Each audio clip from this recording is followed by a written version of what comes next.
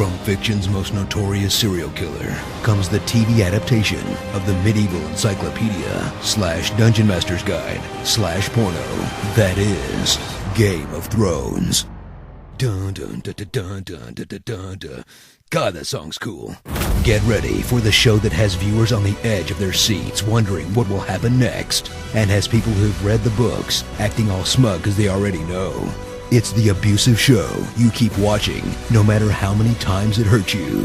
How long do I have to look? Full of disturbing imagery like incest, beheadings, attempted child murder, more incest. And that's just the first episode.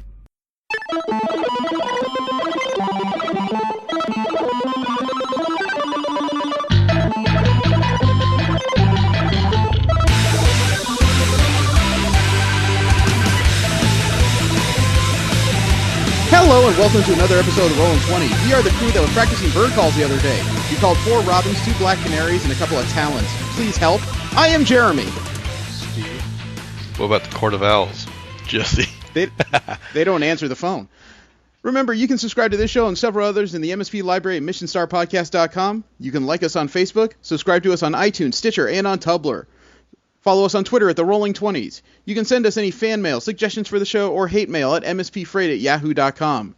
The music you heard at the beginning of the show is by Machinae Supremacy. You can find more of their discography for free download at machinaesupremacy.com, as well as their latest couple of albums on amazon.com. The clip you heard is Honest Trailers for Game of Thrones Volume 1 by Screen Junkies. You can find more of their videos on YouTube under their channel, Screen Junkies. Did you enjoy the couple weeks of quiet? The last few days have been quite miserable for me. Yeah, I saw the post. You got into a car accident. Yeah. Now, I read the text, but I'm still a little bit unclear what happened. Did you hit somebody, or were you hit? I hit them when they came into my lane on a 2-lane road. They came into your lane, but you hit them. Yeah. Basically, he was caught at a bunch of cars trying to turn left as I was, coming down. Mm-hmm. And for whatever reason, the engine compartment of his car peeked out onto my lane like he was almost perpendicular to the road when I struck him. Okay, so he's making a left. In California terms, that means you're not at fault. Most of the time, though, somebody making a left is at fault. He wasn't making the left turn, though. He was caught in between cars. One of them making the left, trying to make the left turn, waiting for me to pass by. I still don't get how he got perpendicular then. Yeah, he did cross the double lines, so that also is his fault. Let's put it this way: we were coming in opposite directions, and I still hit his passenger side first. Well, either way, I've seen your car in the age of it. I don't think you're going to be driving it anytime soon. Yeah, that's what it's looking like, considering all the all the damages I keep finding. Have you taken it for an assessment yet? My insurance is dealing with it right now. Okay. All right, well, keep us updated. Yeah. So, Steve, so you've heard nothing but moaning for the past few days then? Nope. I've been asleep. For 2 weeks? Yes. Yeah, we're at cross time schedule-wise, so. Well, I went to Vegas and did the favor that Celestial Comics asked, so there's probably going to be a YouTube with my face in it, which really disturbs me. You would think for a podcast I don't really mind that stuff, but one thing I've discovered now that there's all these projects that require me to stand up and be the center of things, it's not that I'm uncomfortable doing a lot of this stuff, and sometimes I am. But I think my problem is I don't like having a spotlight thrown on me. I know it sounds bizarre. I'm just not comfortable in front of throngs of people with all their attention on me. You guys knew me. I mean, I was the one who blended in the background when it came to school and things like that. That was very comfortable back there in the darkness with the shadows. Yeah. But, you stand me up in front of people and everyone's saying, well, this one's interesting. That's when I go, no. And that's like the breadth of my reaction. So now I'm having to come out of this very dense shell I've built over myself. Well, when this video comes out, you got to share it. I don't know. But on the positive side, because of the work at the last Great American Comic Con, we've officially been invited out for 2016's Great American Comic Con in Las Vegas. Cool. Tomorrow Sweet. there will be some. I'm sorry. Oh, I said okay. sweet. Okay. There will be some announcements as of May 1st as to some of the guests. And the owner of the convention over at Celestial Comics has already said that, yes, we will be hosting panels again. And by we, I know that probably means me. Yeah. There will be a room for panels. There will be another room for some private meet and greets with some of the creators that are coming out. And when I say private, that doesn't mean VIP packages. That means raffles. You have a chance to win that stuff, man. Ah.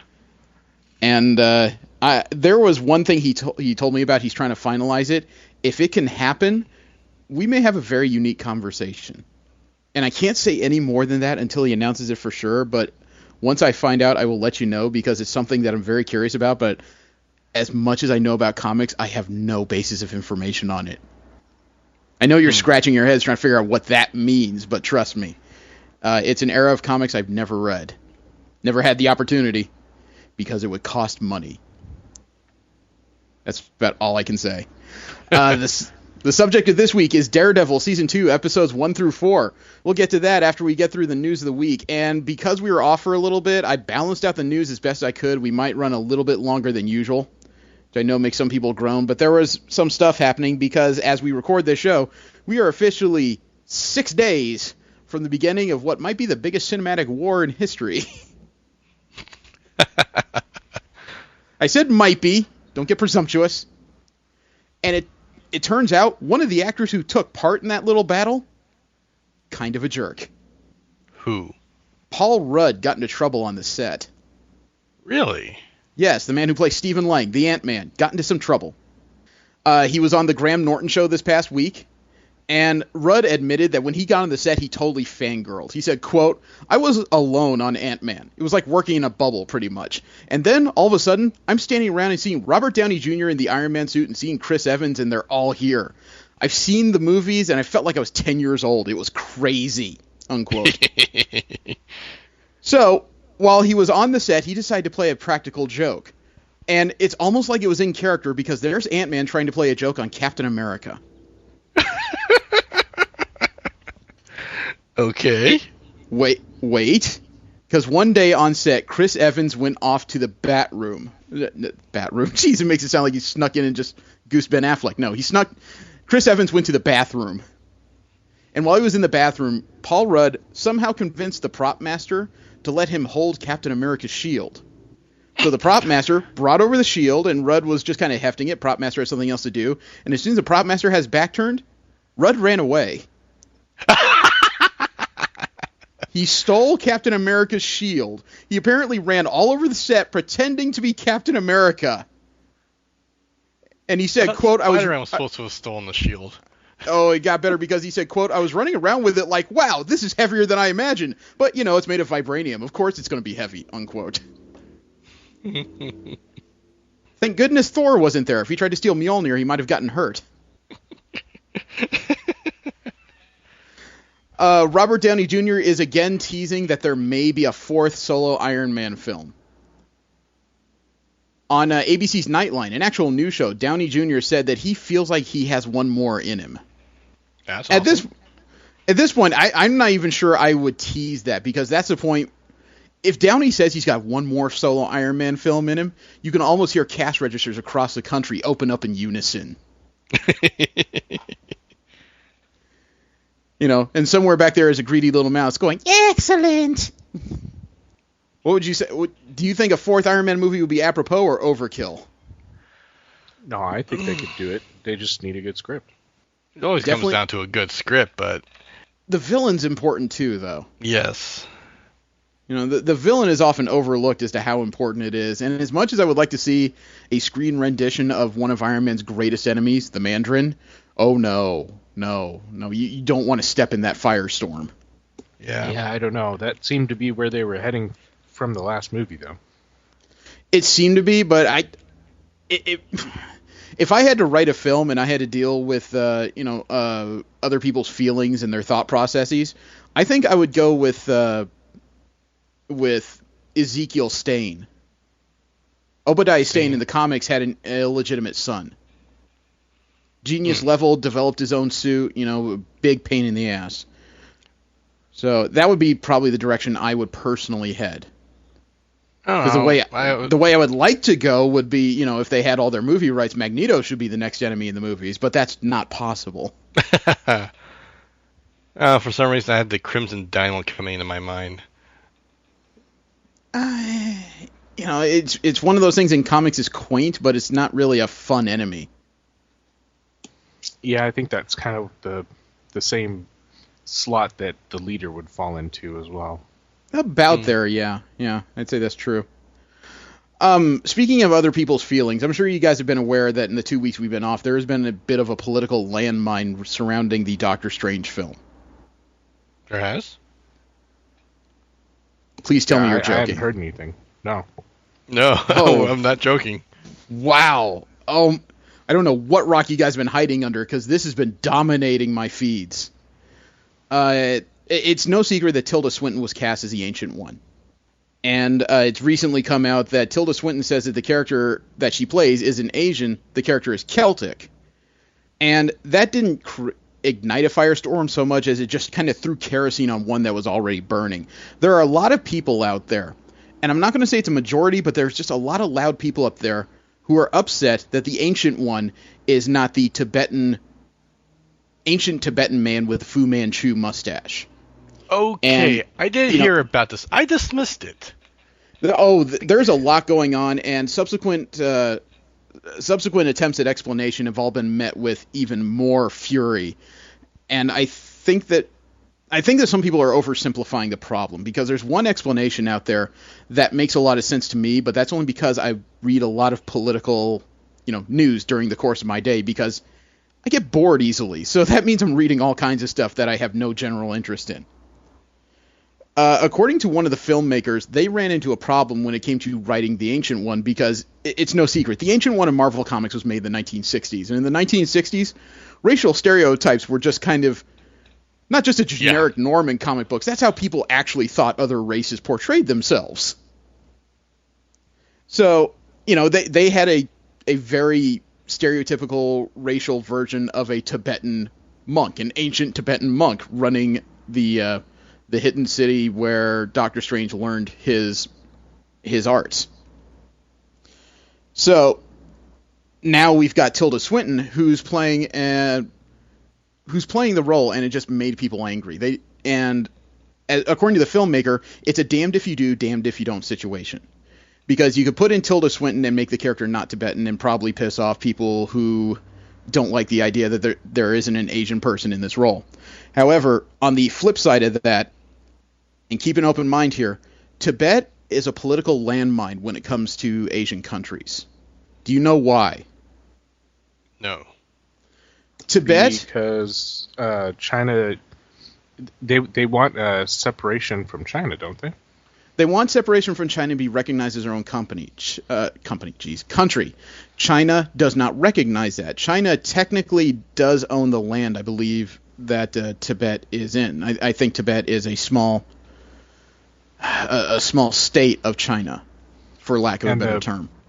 I think the main issue stems from the fact that China does not recognize religion. Tibet's kind of big on religion. That's another problem. So it creates a landmine, and some people say, well, that's not anything. Well, China is the number 2 market when it comes to movies these days. So that's not a people you want to anger. So I've seen people online who say, well, why don't you just cast a Chinese person in that role? Okay, so now you're pissing off the Tibetans. The Tibetan people, they wouldn't want to see just a Chinese person. And if you say there's not really a difference, oh, geez, is there a difference to these people? I mean, I know visually a lot of people. Statement. Yeah, there's all difference. Like, screw you Tibetans and Chinese is about as different between Irish and English. There may not appear to be a lot of differences, but there's quite a few. So then I've seen people argue, well, why not just cast a Japanese person? I don't think people remember what happened when a Chinese person was cast in the lead role of Memoirs of a Geisha and all the freaky letters that came out during that period of time.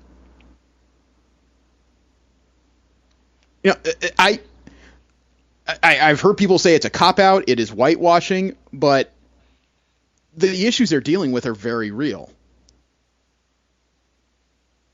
And unfortunately, it's one of those things where as much as you argue it online, you're never going to change people's minds because they get in these intractable viewpoints where they feel it's impossible to ever be wrong. Again, I didn't hear about this fiasco, and I dismissed it because I think it's complete hogwash. Well, I want to see the movie before I make any sort of judgments on this because I've seen Tilda Swinton's work. Loved her in Constantine. I thought she was amazing. And I've seen her in several other films. She's been very cagey and very interesting. And I got to ask the question, since, Marvel and Disney knew that there was no good way to do this story without the Ancient One, and there's probably no good way to do a cinematic Ancient One, I kind of wonder if Tilda Swinton I wonder if her character in the film might not even be technically human. I think she might be one of the Vishanti themselves. It's only a guess, but I think that might be where they're going with this. The Vishanti are the creatures that introduce that personally, but you would or wouldn't? I would not have an issue with that. It's only a guess. The Vishanti are the creatures that brought magic to the Marvel Universe initially, so it's just a guess. But yeah, this has been causing a lot of rancor online. And James Gunn, the director of Guardians of the Galaxy Volume 2, has alluded to 2 cast members who are not returning for the second film. And this is going to throw water on some outlets in their theories here. First off, John C. Reilly, who played Ronan Day in the first film, he is not returning. Okay. He played the older Nova Corpsman, the only one who believed Star-Lord when he said that there was something coming, if you recall. Yeah. Okay. The other one not returning is Benicio del Toro. The Collector will not be in the second Guardians of the Galaxy film. Okay. There have been some theories online that said that the Collector was very likely to be Star-Lord's father, and now we find out that's pretty much impossible. No, I did not. I wouldn't have thought that.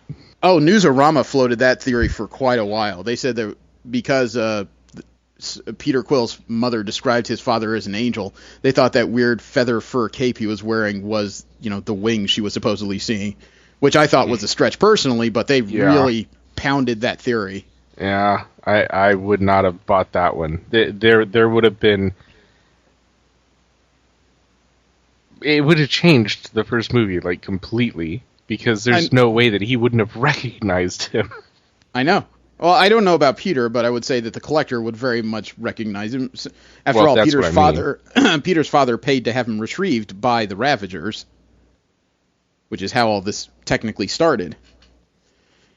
However, another actor has been cast in Guardians of the Galaxy, brand new one. I heard about this one.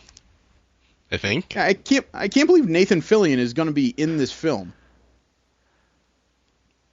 Well, he was uncredited in the first film as the voice of that blue inmate. Yeah, but he's impossible to miss in this one. Oh, yeah. Steve, did you hear about what he's doing? Jesse told me. I remember saying, I can't really see him in that role, but I don't know, we'll see. He's a perfect fit for the role. Nathan Fillion is playing Simon Williams. Drawing a blank, I hear. Yep. No, I know who it is.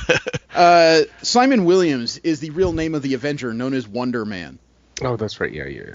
The Wonder Man is his body is ionic energy. He was an actor that died and was rebirthed in some kind of experimentation. I'm not really clear on the details because he was one of those 60s and 70s creations from the Avengers.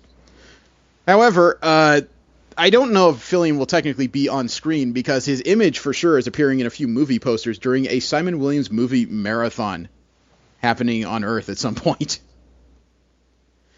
They even have a few famous films that seem to harken back to the Marvel Universe, including Simon Williams starring in a documentary called Tony Stark, a movie called The Toxic Janitor, which appears to be a Toxic Avenger riff. And James Gunn did direct a sequel to The Toxic Avenger at one point. A movie called Oh, Rebecca, which seems to be a takeoff on There's Something About Mary. Haxan 2, a sequel to a silent film about witchcraft. And another movie called Archon. Archon is kind of tricky because Archon is a character in the Marvel Universe, but he was introduced when Marvel was running the Conan the Barbarian comics. So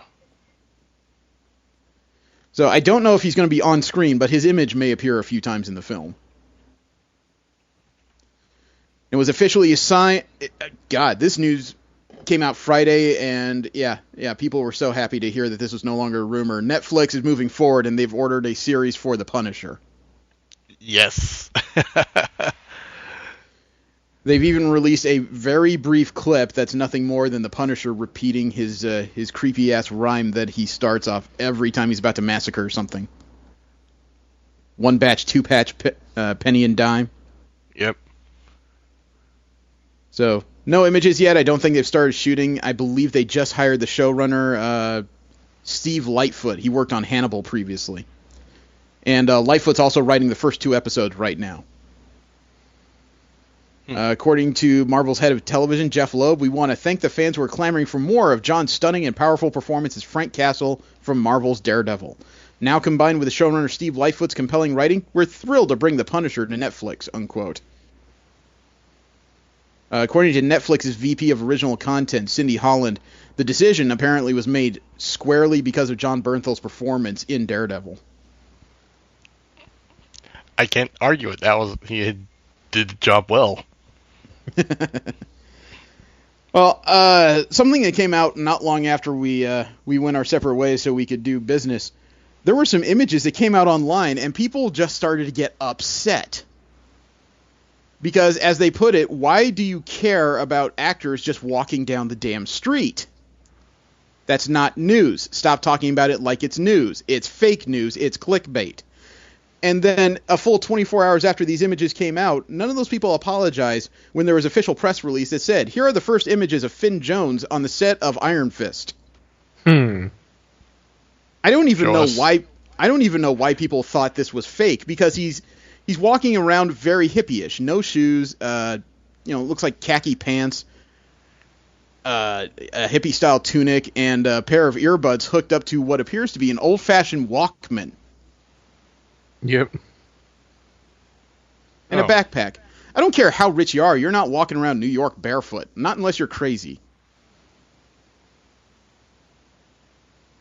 So apparently people thought this was just Finn Jones doing whatever the hell it is he does during the day. It's hard to tell anything from these images. I mean, it looks like a man dancing in the streets. It's definitely not Iron Fist in anything approaching a costume. Yeah. They did add 2 more actors to Iron Fist in the past couple weeks. Jessica Stroup and Tom Pelphrey are being cast to play on-screen siblings Joy and Ward Meacham. They apparently are playing the children of the central villain of the Iron Fist series, Harold Meacham. So what precise role they have is unknown. However, I assume they're not going to take it very well when the heir to the company that they're running in the stead of the supposedly dead family reappears. You know what I mean? Mm-hmm. And when it comes to Spider-Man Homecoming, unfortunately, it looks like Michael Keaton, the negotiation they had with him to play the villain, fell through. Ah, damn. So it looks like that is not happening. However, Robert Downey Jr. said that he has been cast in a role in Spider-Man Homecoming. Of course. He's been cast as Mary Jane Watson. Yeah, right. I'm pretty sure you could pull it off. I guess Mary Tony Jane Stark Watson, again. the party girl. Yeah. Mary Jane Watson pre-shave. And Maisie Williams certainly knows how to throw kerosene on a fire in her own right. Remember last we heard she was rumored to being cast in Wolfsbane in Fox's New Mutants film. Right.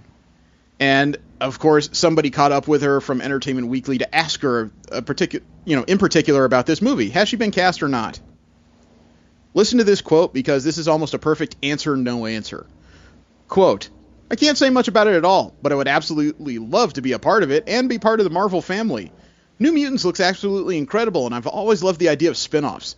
And director Joshua Boone is incredibly talented, so yeah, sign me up, unquote. Okay. That's no help. It's not yes, it's not no, which probably means my agents are talking to somebody. And actors have been added to Wolverine 3. 2 of them, actually. First one is Richard E. Grant, who's played several notable villains, including in Jekyll and Hyde. He's supposed to play a villainous mad scientist type, but we have no name to add to it, unfortunately. And Stephen Merchant has been added to the Wolverine cast, also in an unspecified role. All these people, and they don't want to say who they are. There's one more casting, though, that's currently going on that has a lot of people asking if another character is going to show up in Wolverine 3. According to a casting call in New Orleans, they're looking for a Caucasian, Hispanic, or Asian female varying from 4 foot to 4'11" as stand-ins, as well as girls of the same ethnicity, but between 6 and 13 and around the same heights. What ethnic? They're looking for females, Caucasian, Hispanic, or Asian-looking females between 4 foot and 4'11". That has led to rampant online speculation. No, actually, that's led to the speculation that they're looking for a Laura Kinney, a.k.a. X-23. Huh. The assumption right now is that because Hugh Jackman has said that Wolverine 3 is the last time he's playing Wolverine, that's led to two speculations. One, that they're looking for Laura Kinney to replace him with an unknown actress at this point. Mm. And two, that the potential storyline for Wolverine 3 will be the Old Man Logan story. There is no way they could faithfully replicate that to the comics. Yeah, no. No. Have you read Old Man Logan? No, I've seen some images. Okay, some of the major players in that story are the Red Skull, Doom, the Hulk, a new Spider-Woman who is Luke Cage's daughter, I believe, or granddaughter, and his running buddy during the story is an old Hawkeye. There's no way they could faithfully tell that story comic book-wise, so they have to find another way to do it. There's an interesting Easter egg that's already come out about X-Men Apocalypse, which opens up, I believe, on May 27th. And it's an interesting one because it involves a character that doesn't appear on screen at all. During part of the film, Sophie Turner and Ty Sheridan and Laura Connor as Jean Grey, Cyclops, and Jubilee, respectively, they all decide to go down to their local record shop, which still existed in the 80s. And as they're shopping, Cyclops apparently finds one of his favorite singers and holds up the album for Jean Grey. Oh, yeah, it's a Dazzler cover. Not only is it a Dazzler cover, but it's a Dazzler cover that came straight off Dazzler issue 29. You know, that made some people believe an April Fool's joke that said that Lady Gaga was being cast in X-Men Apocalypse as Dazzler. Wow. That's about as good as saying Madonna is going to be. Madonna could be cast as Dazzler's grandmother. And last up in Marvel Media News, an image was released when it comes to X-Men Apocalypse showing the X-Men in what I assume is their final uniforms for the movie. And I tell you what, I've looked at this image, I've stared at it for a little bit, and I'm convinced that this is the final scene in X-Men Apocalypse. Other people tell me I'm stupid, but I'm almost convinced because just about every promo we've seen of X-Men Apocalypse has them all in that same generic body armor type thing.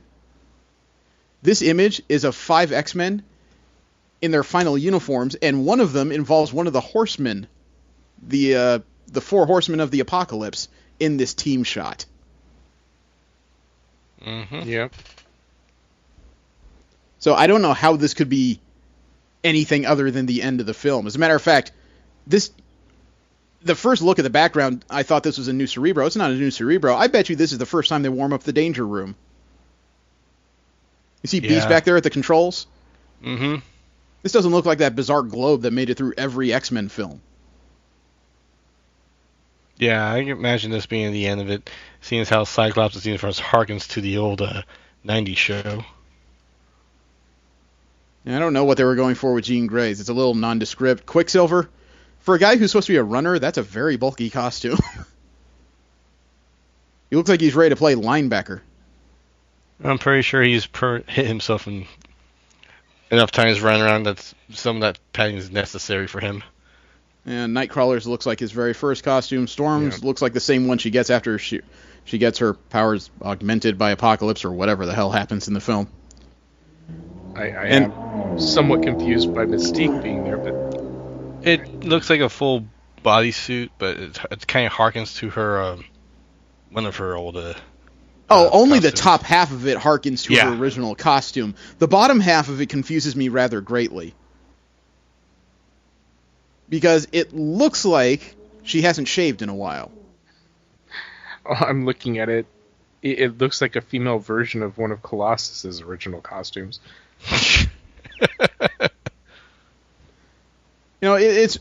I've seen people around the net get excited when they saw this image. They're just like, ooh, this looks good. And I looked at this and said, oh, boy. Yeah, this doesn't make me any more hopeful for this particular film. I don't have issues with these costumes, but what I've seen from the trailers, I'm really not looking forward to it. All right, now we have DC media news. We talk about the other side of the aisle and their major products that do not fall on comic book pages. First story is that the Justice League has added another actor to their cast. Willem Dafoe has been added to the cast in an unknown role. Actually, as a matter of fact, it's not just unknown. The role is being kept under lock and key. Last time I knew of William Dafoe in a superhuman film, he played the Green Goblin in the very first Spider-Man film in 2001? 1 or 2? I think it was 2001. Wow. It has been quite a while. So I'm not quite sure what they have him doing here. The only thing they've said before, up till now, is that he's definitely not playing a villain. He's a good guy in Justice League, whatever he's doing. He's 60 years old, so I don't know. For all I know, that means he's the first cop to get shot in the movie.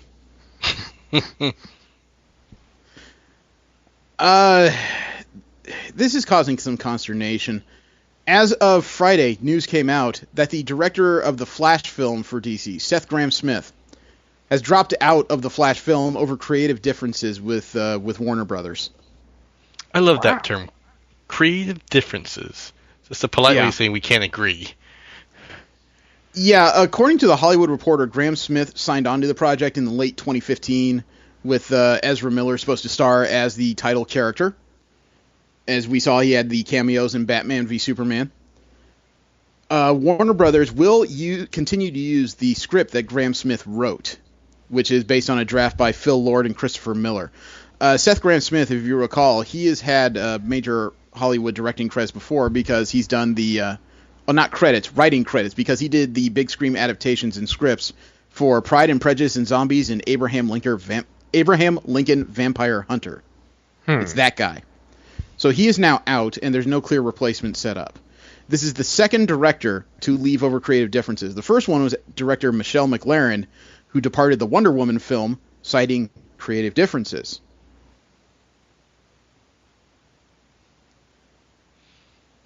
I don't think Warner Bros. Knows how to let go. That may have been further proved just today. Oh? News that came out this afternoon. James Wan, director of the Aquaman film, strongly considering dropping out over creative differences. Oh my gosh. Damn. According to the website Birth Movies Death, Wan is, quote, feeling a tremendous amount of trepidation about Aquaman because the behind-the-scenes wrangling that has been taking place since Batman v Superman hit theaters to sour reviews and a less-than-expected box office take, unquote. According to the site, after his work on Fury 7 and Conjuring 2, James Wan is actually trying to decide whether or not Aquaman is worth the creative headache. Now, the word is not necessarily that they're being given a whole lot of particular directions in regards to characters, but they are being, according to what's coming out, the directors of all these films are being given extra instructions because they have to somehow fit these independent movies within the tones that Zack Snyder has already set up for Batman v Superman and is working on right now in Justice League. Yeah. So they have to somehow find a way to take their square pegs and shove them in round holes, for lack of a better term. Well, they aren't being given as much creative license as they should be, honestly, in my opinion. Well, we discussed when they announced Batman v Superman a few years ago that the problem that we saw was that they did the whole thing backwards. They're coming out with a blockbuster first. They decide to preview all the characters in it, which means all these characters now have particular molds that other directors have to come in and work with. Whereas Marvel, they let the characters pretty much dictate the tones of the independent movies, and then they work their best to put these characters together in another movie. Yep. You know, the only ones that didn't have their characters set by their particular films were Hawkeye, the Black Widow, and the Hulk. The rest of them were very well established. They had their voices well set, and the other three, well, two out of the other three cameoed in other movies, so you got a pretty good idea as to what these characters were about. Yeah, well, I mean, the Black Widow kind of counted for that, too, and then... Well, no, I mean, the one that didn't cameo in other movies was the Hulk. Oh, right. Gotcha. If you remember, the prior versions of the Hulk in films, although they were in canon, this particular version had not been seen before. Right. The in-canon film was The Incredible Hulk with Edward Norton, to which, you know, Marvel and Universal both kind of said, "Oi."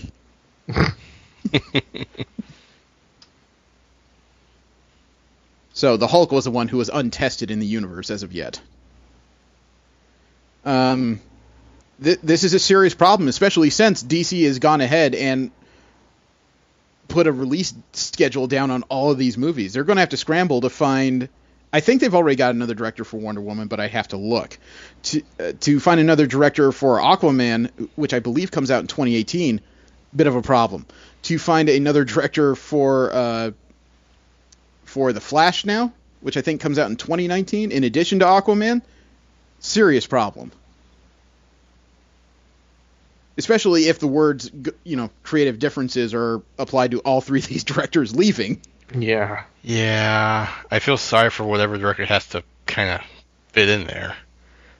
Yeah, because that means they're not just going to have to work on their movie and work with Warner's executives. That means they got to work with Zack Snyder, too, who's going to be telling them how to interpret their own art. Right. That's. I don't blame anybody for getting pissed off at that situation. That's assuming all drivers. this is true. I can't say for sure because the only phrase we've ever heard is creative differences. The rest of it is innuendo and True. secondhand. So Yeah. I have to be careful with that. But again, assuming all this is true, finding a replacement is going to be damn difficult. There is a new trailer that is finally dropped for the R-rated Batman Killing Joke animated feature. Seen that already. Watch it again. Okay, do you want me to wait for you to watch it and come back? Yeah, sure. Okay. I'll link the damn thing. Fine, I sent the video, prick. Rated R. I need an adult. There's the bat. A lot of doors in this place. Arkham, I would assume. Yep. Or it could be under Wayne Manor. I want to talk. The infamous card scene from The Killing Joke. Mm-hmm. I've been thinking about you and me. Are you in About love? how this is going to end. He is in About love. who will end up killing who. Perhaps you'll kill me. Perhaps I'll kill you. You know that, don't you? Not Oh, entirely. damn. The infamous cripple the bitch scene.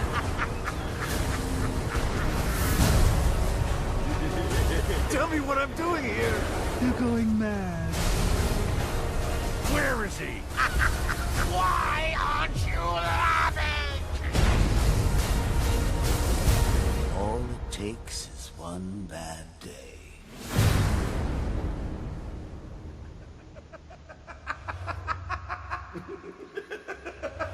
Stop tickling him.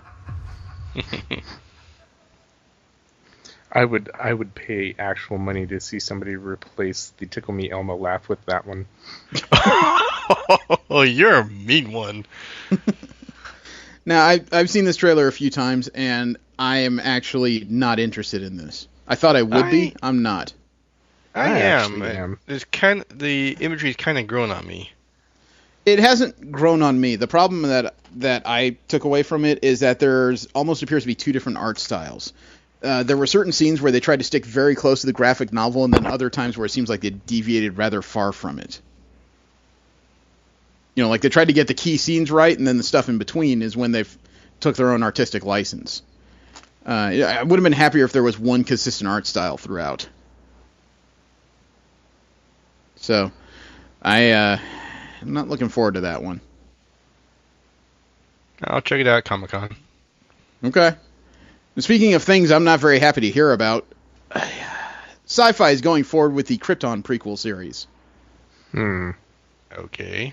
Variety reports that they may be headed for a pilot at the network. This is going to be the series that is telling the story of Krypton before baby Kal-El was born and stuff started to explode. I'm still curious as to what potential stories they think they have here.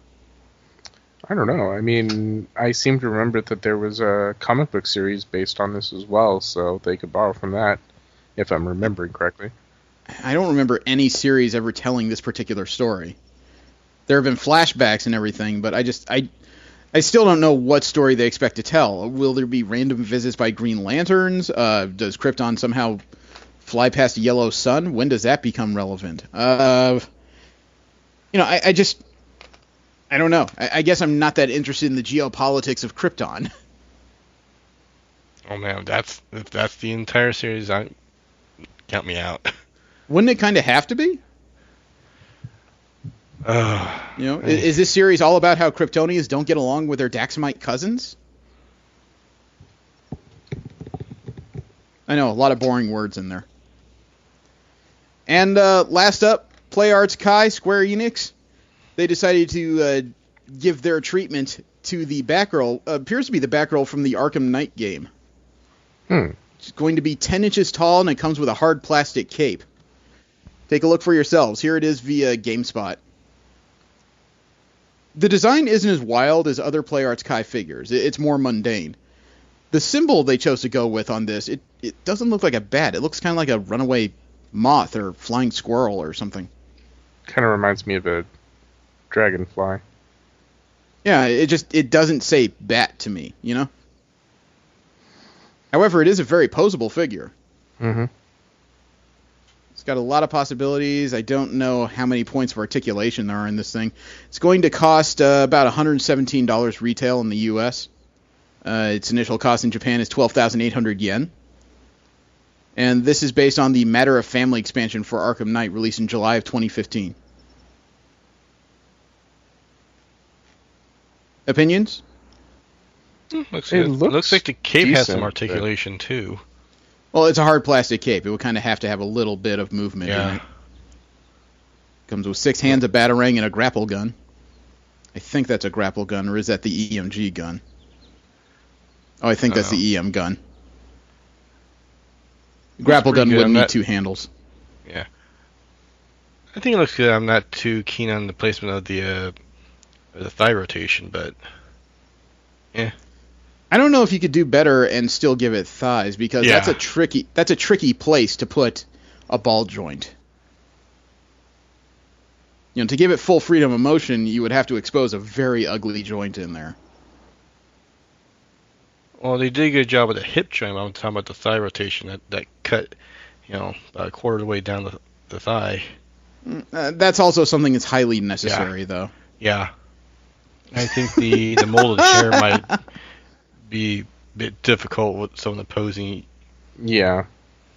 I think you just have to assume there's wind blowing in some direction or other. Yeah. Well, we have general media news. We have stuff that isn't Marvel or DC or comic book related. And remember we talked about a month ago that they were looking for an actress to play Lara Croft in a rebooted series of Tomb Raider films. Yeah. Well, that search has ended, and it didn't end with Daisy Ridley. They did pick a sci-fi actress, though. One with recent credit, too. They picked Alicia Vikander. Don't know that name, do you? Nope. No. Alicia Vikander played the AI in the recent film Ex Machina. She played the weird AI of an android that fell in love with its human owner. The movie was very lauded a few months ago. Supposedly it just missed Oscar contention.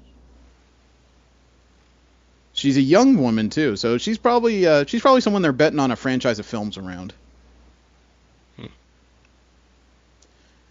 Man, something I couldn't get away from while I was in Vegas. The announcement came out as to who the new Doctor's companion is in Doctor Who.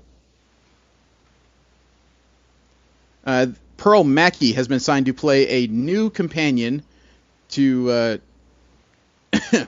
oh, wow. Sorry, I nearly coughed something up there.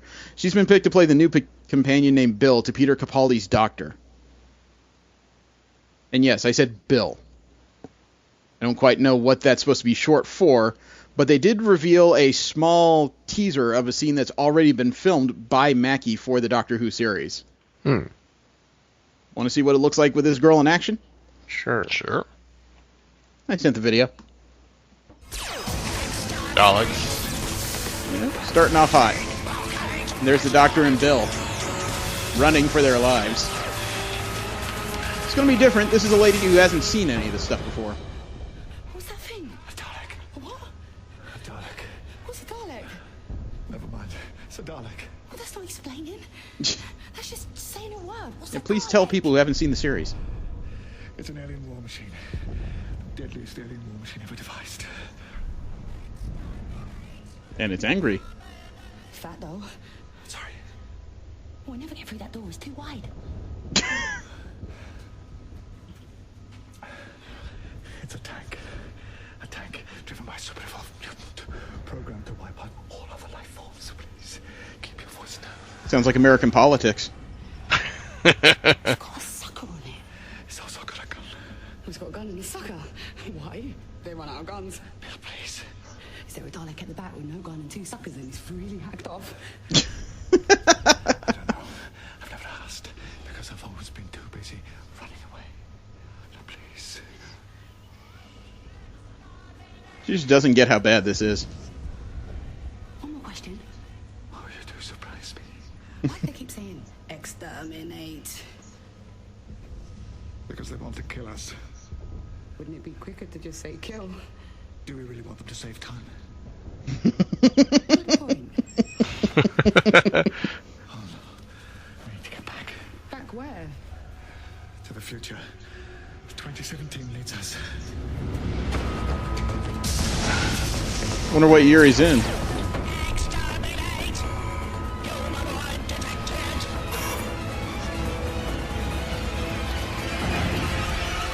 So there you go. That's Bill. Oh, she is definitely from the 80s. You know, again, no explanation as to where she comes from or what her involvement is in this. It just appears to be a random runabout who becomes his newest companion. No opinions? I think... I don't know. I'll have to see the full episode. I mean, she seems amusing, so... I don't know. Yeah, We'll well, just have I to mean, see. you know, when Capaldi came in, there was already Clara Oswald, who didn't really challenge the Doctor anymore because she already knew what everything was about. Now you've got somebody who's going to challenge him on a lot of his beliefs because she doesn't understand any of it. It's probably the first fresh perspective he's had since he started his run. Mm-hmm. Which is ironic, considering it's very clear he's coming to the end of his run, you know? Right. So, we'll see how it goes. What do you know about Jim Sterling?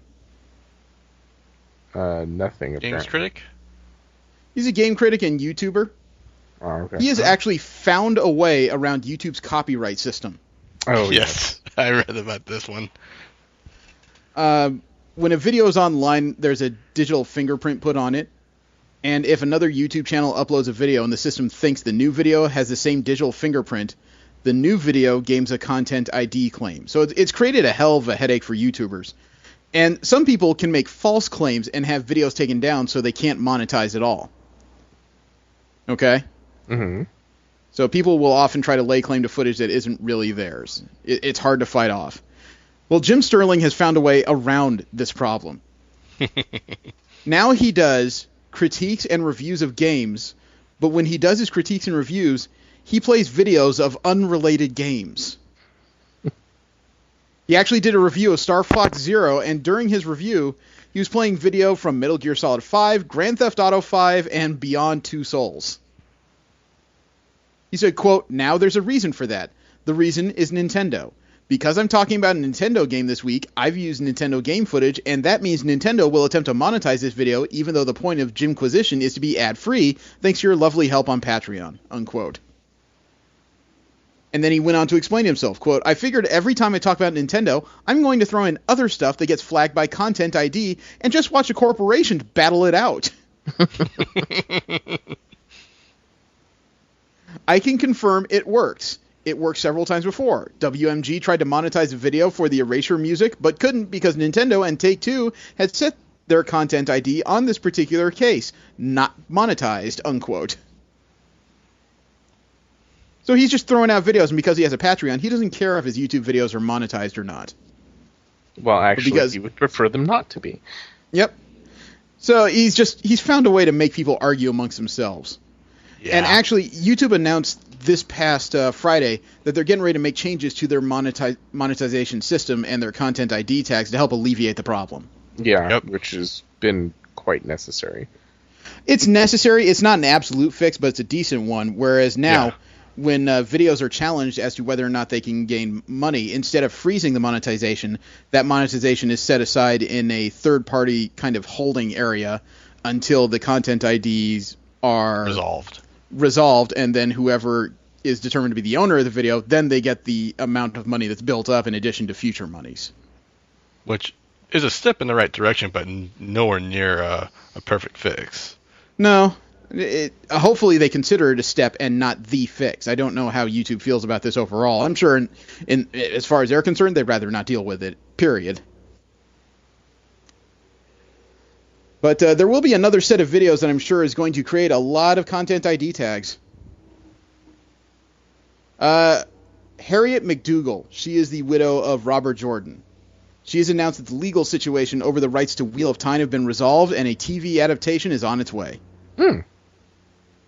According to the press release on Google+, quote, the following is a press statement that has been approved by the studio involved in contract negotiations. Update. Wanted to share with you exciting news about the Wheel of Time. Legal issues have been resolved. The Wheel of Time will become a cutting-edge TV series. I couldn't be more pleased. Look for this official announcement coming soon from a major studio. Unquote. That's all there was.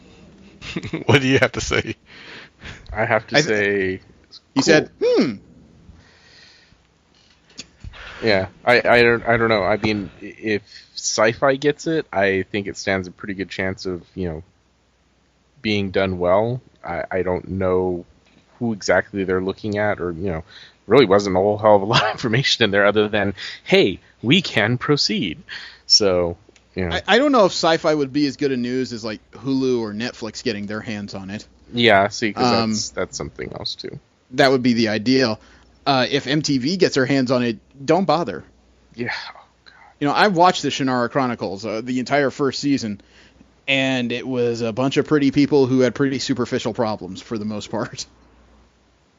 What the hell shows that? The Shannara Chronicles? I watched it. I watched the entire first season. And, oh, wow. It alternated between dragging and then episodes that went by so quickly, you wonder where the story went. It was pretty hard. Paramount is being sued. By who? Wulong Karst Tourism. What? They're being sued by Wulong Karst Tourism for not having enough product placement in Transformers 4. It's legitimate because according to the filing in China, the tourism company claims to have paid $750,000 for a logo with the Chinese characters China Wulong to appear in the movie. And so far, everyone, including Paramount, has admitted that logo is not in the film. It may have been one of the scenes that was cut. Well, no, it's a product placement. They just had to put the logo somewhere in the film, which they did not do, according to the contract they signed for the $750,000. According to Paramount, their way of making up for it was for having Michael Bay shoot a commercial for them for Wulong Karst Tourism, and the sets and props from the film were left behind to do so.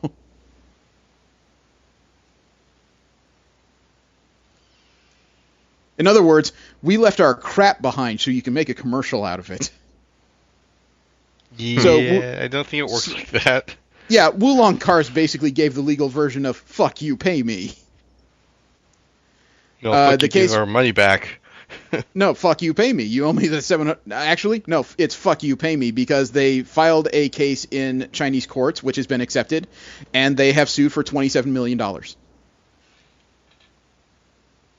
That's all? I mean, that's all. Oh, if I That's recall over. that movie. That's over a 2,700% return on investment if they get it. Well, considering how much the movie actually made. Movie made a ton of cash. You might not have liked it, but it played very well. Well, that's why he's saying that's all. That would be a very small amount coming out of their total profits. Again, though, considering the relative amount that they put into it, this is pretty reasonable. So that's what they want, and it sounds like they got a pretty darn good case to get it. Well, they got a pretty good case to win. I don't know if they got a good case to get $27 million. I don't know how the Chinese court system works. Yeah, I don't either. Now, this was something that I wasn't expecting. Dungeons and Dragons and Magic the Gathering are merging. That's They're under the same owner, company. Wizards of the Coast? Yeah, they're under the Wizards of the Coast. Yeah. No, as in the two stories are about to intertwine. Wizards of the Coast has dropped a new story called Planeshift Zendikar, a 38-page D&D 5th edition source book running campaigns in the Magic the Gathering setting of Zendikar as a free digital download. Oh, okay, that's kind of neat. All right. New creatures to play with. Yeah, the source book is also made to help promote a new Magic art book based on Zendikar, which is one of the elemental planes in Magic the Gathering. So there's going to be guidance and rules for running a game of D&D in the world of Zendikar. It doesn't go as far as trying to emulate the Magic game itself. Sparecasters do not have to start dropping different colored stones and tapping them before they make a move, okay? They're lands, damn it. So, yeah, Wizards of the Coast has said before that they don't want to meld the two different games together in any format, then all of a sudden they drop this move. Does that mean you have to roll up a Planes Shifter? Planeswalker. It says here Planes Shifter. I don't know. I haven't played that game since the early 2000s. So okay. I don't know how much they since changed. the mid-90s, so... Wow. Speaking of the mid-90s, supposedly James Cameron is nearing a leading lady for a project of love he's been trying to do for quite a while. He wants to make a Battle Angel Alita movie. Live action? I remember that. Live action. He's supposedly been working on Avatar. Well, he's supposedly been working on it since the 90s, and he's now narrowed it down to 3 actresses to play the title role of Gally or Alita. The actress Zendaya, who is currently in the unnamed role in Spider-Man Homecoming, Micah Monroe, who is in Independence Day Resurgence, and Rosa Salazar, who was recently in the Maze Runner The Scorch Trials. Zendaya supposedly is the front runner for the role. You know, this would be based on the series Gundam by Yukizo Koshiro, which originally came out decades ago. Yeah, although he did have a sequel that came out a little more recently compared to that. Technically not a sequel. He finished the story the way he wanted to finish it. The original run of the story, the funding ran short by the publishing company, so he had to wrap everything up quickly. He didn't tell the story he technically wanted to.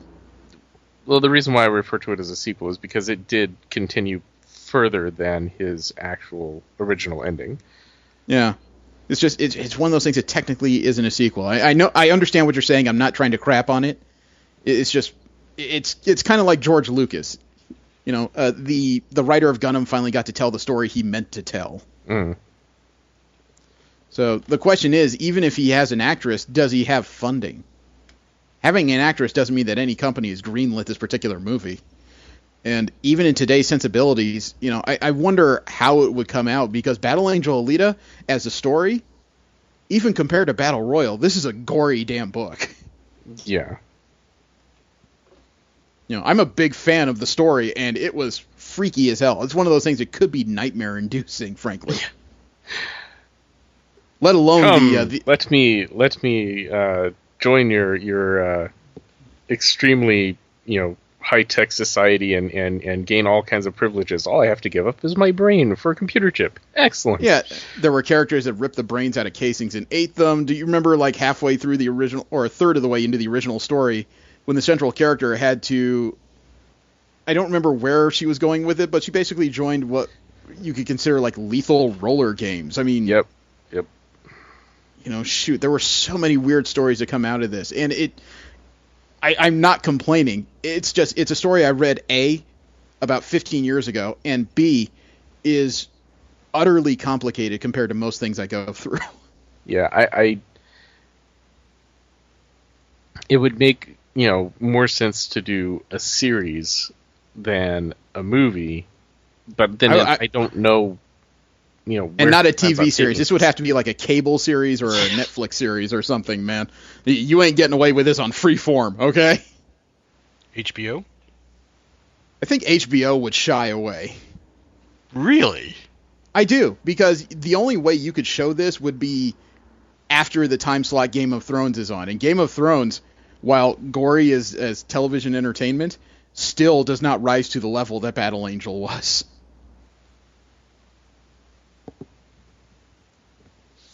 Battle Angel was very much nightmare fuel. Yeah. Well, I mean, it was a dystopian cyberpunk, Yeah. I still remember when that dog got turned to sashimi. Oh, God. Now that I've put that excellent image in your mind, Mark Miller, who runs the Millerverse set of comics, 2 of his recent stories have been optioned by Waypoint Entertainment for possible movies. The stories in question are American's Jesus and Super Crooks. American Jesus was done in, I think, it was done in Dark Horse Comics under the title Chosen, illustrated by Peter Gross, and it concerns a preteen boy who discovers that he is the second coming of Jesus Christ. That would make puberty so awkward. The other story, Super Crooks, it's done by...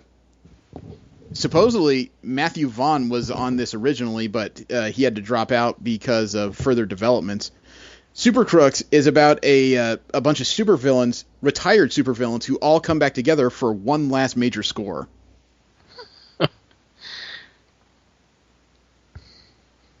Hey, I've heard worse.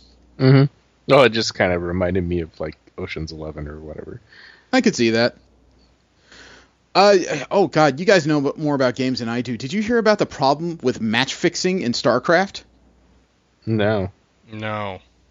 This happened on the pro gaming circuit. The Korean prosecutor office leading the investigation released a report about a week and a half ago, and it's bad. There's a player named Lee Seung. He goes under the screen name Life.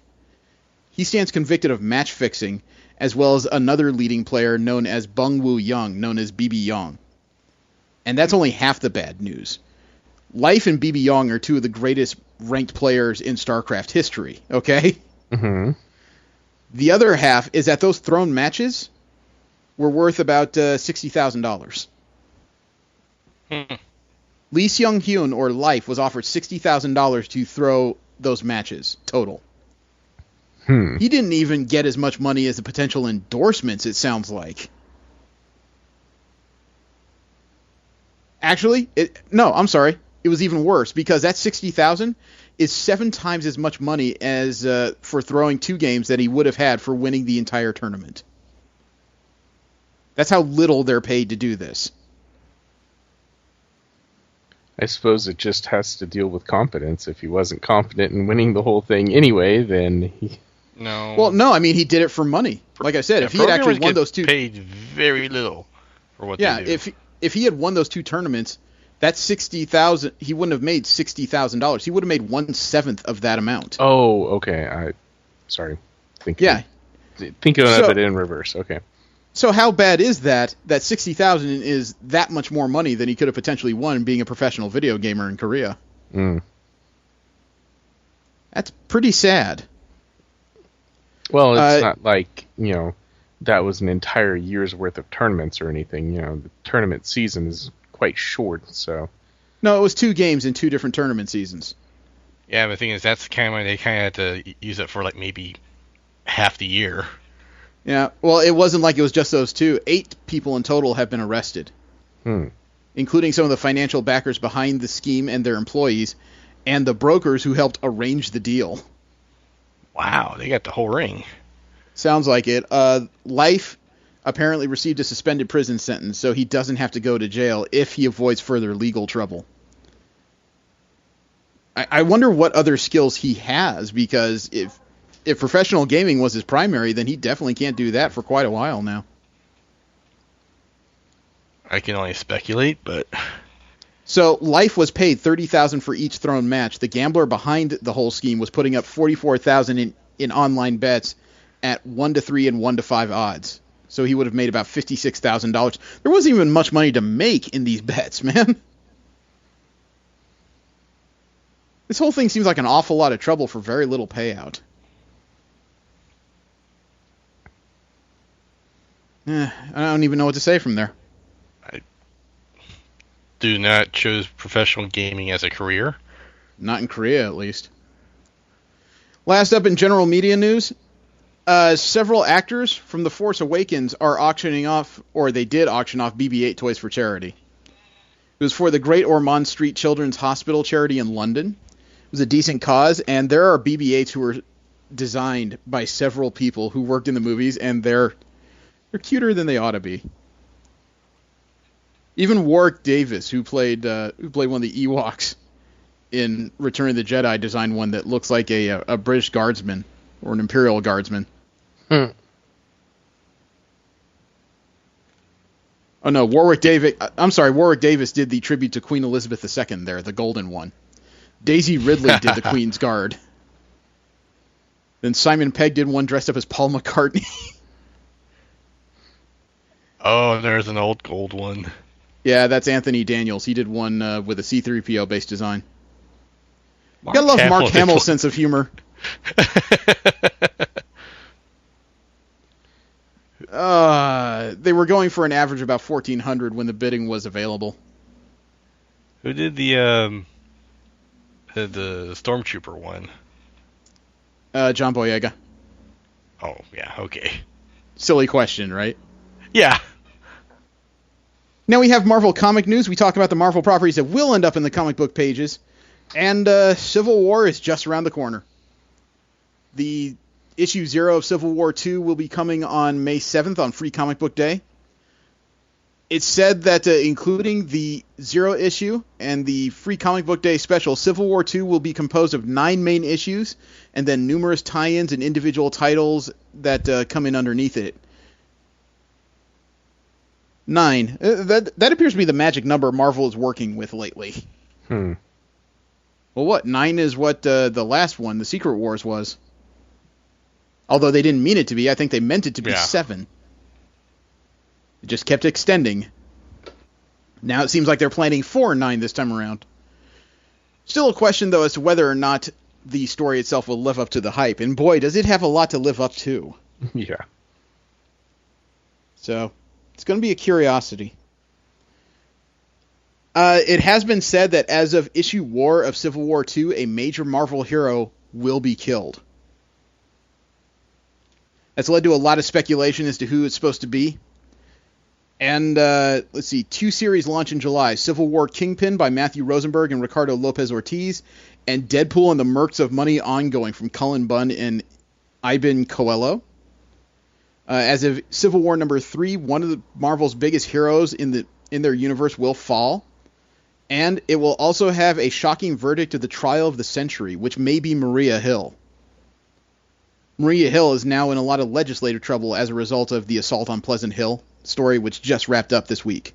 Civil War 2 will go through a lot of Marvel's line, including Invincible Iron Man, Captain America Sam Wilson, Captain America Steve Rogers, Spider-Man, All-New Wolverine, Squadron Supreme, Power Man and Iron Fist, Spider-Woman, Totally Awesome Hulk, Patsy Walker aka Hellcat, Deadpool, Captain Marvel, Miss Marvel, Uncanny Inhumans, The Ultimates, Nova, New Avengers, and Agents of S.H.I.E.L.D. all getting tie-ins. Wow. Damn. Sadly enough, I already read about 90% of those books. Invincible Iron Man number 11 teases that for the first time in a major conflict in quite a while, Steve Rogers and Tony Stark may be on the same side. Squadron Supreme number 9 kicks off the Finding Namor storyline and the resurrection of Namor. Alan Davis, remember him from Excalibur, Steve? Mm-hmm. He's going to be providing the art for Totally Awesome Hulk number 8 before the new series regular Mike Del Mundo takes over with issue 9. In International Iron Man number 5, Tony Stark is going to be faced with the true identity of his parents. I don't know if you recall, but Tony Stark was adopted. Yep. Gary Dugan and Scott Kobish will provide a lost issue of Amazing Spider-Man in Spider-Man Deadpool number 7. The storyline is going to be set in the 1960s. Alex Ross cover for Amazing Spider-Man number 15 implies that Mary Jane Watson will take up the mantle of the Iron Spider. Mm-hmm. Saw that, yeah. Solicitation for Spider-Gwen number 10 contains a spoiler that after the Spider-Woman crossover event, Gwen Stacy is going to be losing her powers. How about this? Following the end of the series Angela, Queen of Hell, Angela is going to be rejoining the Guardians of the Galaxy in issue number 10. Boy, I can't wait to see how she gets along with the rocky orange pilot they picked up. There's going to be a 2-issue prequel for Doctor Strange. It's going to be the prelude to the film. They both come out in July. The Apocalypse Wars event for the X-Men concludes in Extraordinary X-Men 12, All New X-Men 11, and Uncanny X-Men 10. And last up, as of issue 21 of Star Wars, Jorge Molina is going to join the book, and the storyline is the last flight of the Harbinger. Now, out of all those books, I mean, obviously the Civil War stuff sticks out. The current theory pervading the internet, and I have to agree with it at this point, that the major death that's going to occur in Civil War number 3, I think it's Bruce Banner. You know, I was thinking that when you mentioned it, it's like everyone else has got something going, and Bruce Banner's like the only one who isn't doing anything. Well, it's not just that. Think about it in these terms, okay? The new Inhuman Ulysses, the one that predicts events, says that a major Marvel hero is going to cause a catastrophe. Who's better at that than the original Hulk? You know, a major Marvel hero is going to die. To my knowledge, I don't think Bruce Banner has died yet in canon. I think he's come close a few times, but I think he's always been either regenerated or replaced. And if you're talking about a game changer who could really start flip-flopping these characters from side to side in this debate, what would be more divisive than the death of the Hulk? Because that involves the death of somebody else who's not technically a combatant, you know? You're killing the man in addition to the monster.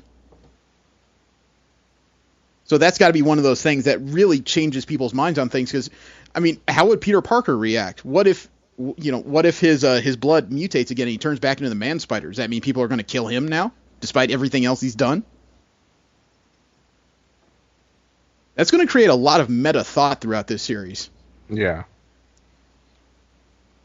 If that's true, I look forward to it, man. I always love it when characters have dilemmas. I mentioned the assault on Pleasant Hill before. Uh-huh. That storyline has been resolved. The prison has been dismantled. Maria Hill she hasn't been decommissioned. She's going to be the public face of S.H.I.E.L.D. while the World Council decides what to do with her. At the end of the series, though, one character reappeared and gave up his powers to another character. Who? Wendell Vaughn reappeared in Assault on Pleasant Hill Omega. Who's that? Wendell Vaughn used to be a low-level S.H.I.E.L.D. agent guarding the relics of Project Pegasus until one day they came under assault, so he picked up one of those relics and decided to fight with them. Those relics are called the Quantum Bands. With the Quantum Bands, Wendell Vaughn became the Quasar. I haven't seen him since a small series of cosmic-level heroes called, I think it was the Eliminators. Was the Eliminators? No, I think it was called the Eradicators. Stopped about 2 or 3 years ago. And it turns out he was in Pleasant Hill, one of the people that was changed. He came back voluntarily because I guess he was just tired of doing what he did and just wanted small-town life. So when he started regaining memories, one S.H.I.E.L.D. agent who was looking for devices to end the prison riot, for lack of better terms, he decided she was the right person to take up the Quantum Bands. So now that Pleasant Hill is closed, he left her with the bands and is now teaching her how to make quantum-level constructs. So this new character, Avril Kincaid, is now the new Quasar. And of course, a lot of people online, as soon as they saw this new character, they said things like, yawn, diversity for diversity's sake, why can't it be Wendell? As somebody who's been reading Marvel Comics for the better part of the last 3 decades, almost 4 now, God, I am sad. Wendell Vaughn has appeared in a number of comics, including The Avengers. He's been an Avenger. To my knowledge, though, the character's never really been able to maintain his own fan base. He's never been a big draw within the Avengers, hasn't been able to float his own book. So a character change might just be what the character needs to actually flourish for once. And the other thought that occurred to me is you have a brand new character holding on to the quantum bands. Could this be Marvel's way of prepping the character for an eventual reveal in some other format? Is she going to appear in one of the TV series or a movie, possibly? Not saying it's an absolute, but it opens the door. Not only is the character brand new, the character has a new costume to go with the quantum bands. I have not seen this design before on a Quasar. I've seen close, but I haven't seen this. That's a character. That's a character in costume without the bands. Kind of gives me like a Crusader vibe. Mm-hmm. I think that's the intention. And by the way, that black cloak, when she's using the bands, it turns into a starscape. Right. Ooh, that looks that looked pretty. So I'm curious to see where it develops, as well as I'm curious to see the new series that's spinning out of the Assault on Pleasant Hill, the Thunderbolts. We've seen the teasers. That's mostly the original crew of Thunderbolts, plus the Winter Soldier leading them, and an unknown character in blue and white. It's the Winter Soldier, the Fixer, Moonstone, Mach 10 now, and Atlas, in addition to Kobik. Well, I found out what the storyline is about for this new series, and why nobody knows if they can trust the Thunderbolts. Okay. The Thunderbolts' function is to raid S.H.I.E.L.D. and government facilities. Oh, okay. The reason for that, and this is where the question comes in, is that the Winter Soldier is leading the Thunderbolts to raid S.H.I.E.L.D. because they want to make sure, think of them as the counterbalance to S.H.I.E.L.D. They want to make sure that nobody makes another illegal prison like Pleasant Hill again. It's their job to raid S.H.I.E.L.D. facilities and make sure that the watchdogs are watched.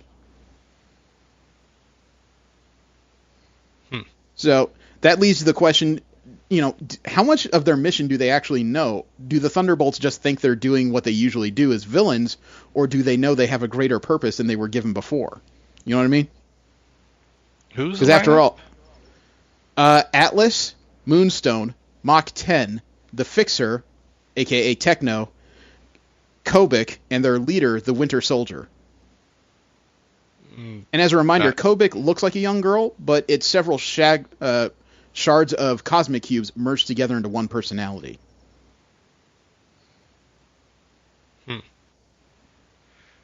not familiar with all the members, so... Well, you probably wouldn't be, because most of the members used to be known as different members of the Masters of Evil. Ooh. The original Thunderbolts were villains masquerading as heroes during... I want to say they started about the time of Heroes Reborn. When the Avengers were thought to be dead and gone, the Thunderbolts came out of nowhere. Well, Atlas used to be known as the villainous Goliath, Eric Jostin.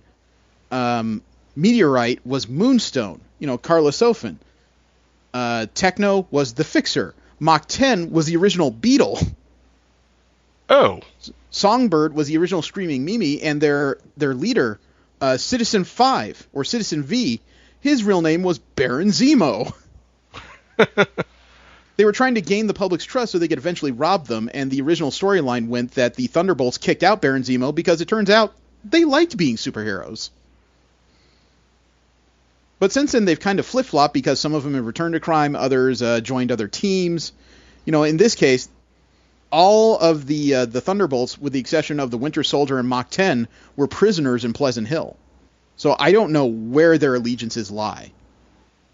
I don't even know if they understand their true mission. I don't know if they just think they're doing what they do because everyone perceives them as supervillains.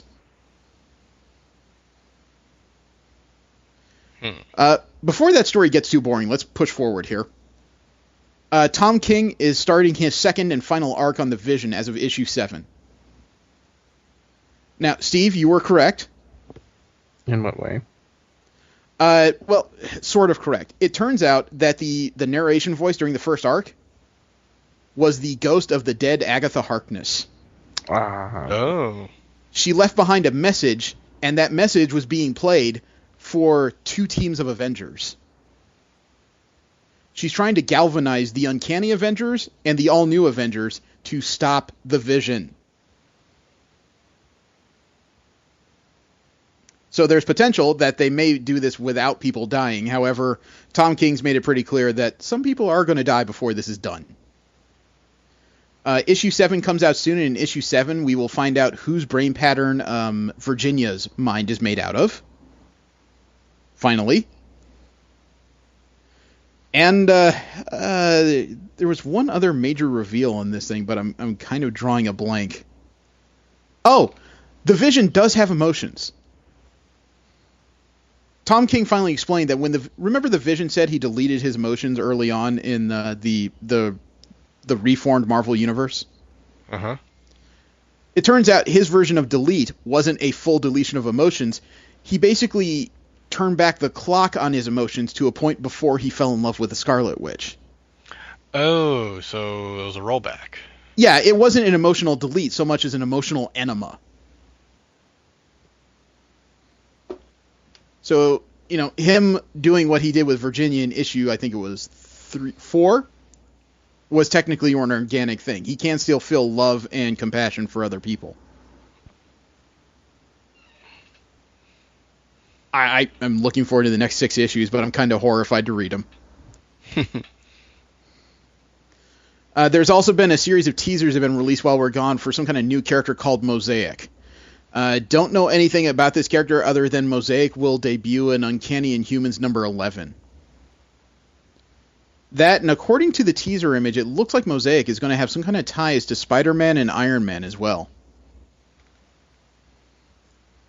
I don't have anything beyond that. I don't even have information as to what potential power set Mosaic has. Sounds like a collection, something related to collection of things, or... But a collection of what? A collection of memories, Yeah. a collection of powers, collection of lifetimes, collection of viewpoints. Data, I don't know. I could not say. However, 2 weeks ago, probably one of the most badass scenes in comics ever came out. In a book I don't usually read. Karnak number 3. There's some kind of story where it seems like somebody's trying to harness the Terrigenesis mist to artificially create superhumans. And Karnak has functioned as the Inhuman ambassador, for lack of a better term, but he's been very disconnected. He's made it very clear he feels superior to humans. Do you remember what Karnak's ability is? Finding the weakness. He finds the weakness. It used to be he could find the cracks in surfaces to determine the perfect striking point to destroy them. That power has been augmented to now he sees the cracks in everything. Oh. Discussions, arguments, philosophies. He sees the cracks in all of it. Which has got to be frustrating to somebody to see the flaws in everything. You know what I mean? Yeah. So he's on S.H.I.E.L.D.'s helicarrier. They get to the base of the person who is abusing the mist, and they find a large throng of people who start making this wailing sound. And as they do, they start to spit these fire bolts from their elongated mouths, and they're hitting the helicarrier hard.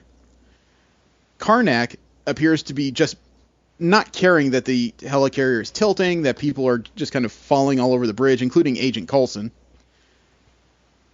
And, he finds a microphone and demands that he wants to know if it can be heard outside the ship, which one of the S.H.I.E.L.D. techs allows to happen. Karnak makes a sound into the microphone that makes everybody on the ship cover their ears, but it causes the heads of all the things attacking them to explode. Whoa. And, he explained that all he had to do is find the right counter frequency to the frequency they were making, and it destroyed them. One of the S.H.I.E.L.D. techs freaks out, looks at him and says, "Are you Satan?" And Karnak looks at him and smiles and just says, "Satan was just a story. I am Karnak."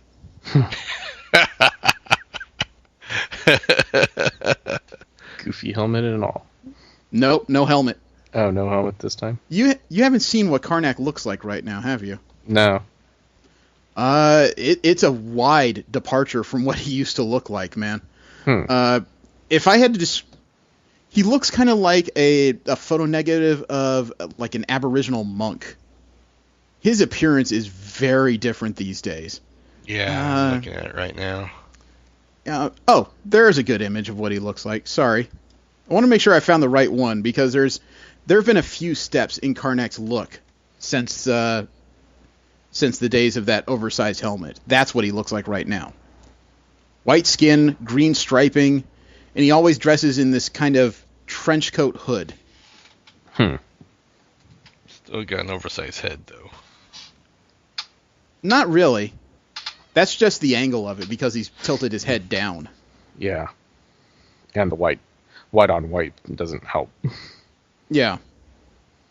Yeah. Do you guys want to see the image of Karnak smiling at this guy? Yes. It was creepy as all piss, man. And when I read about this, I went back and looked at the issue.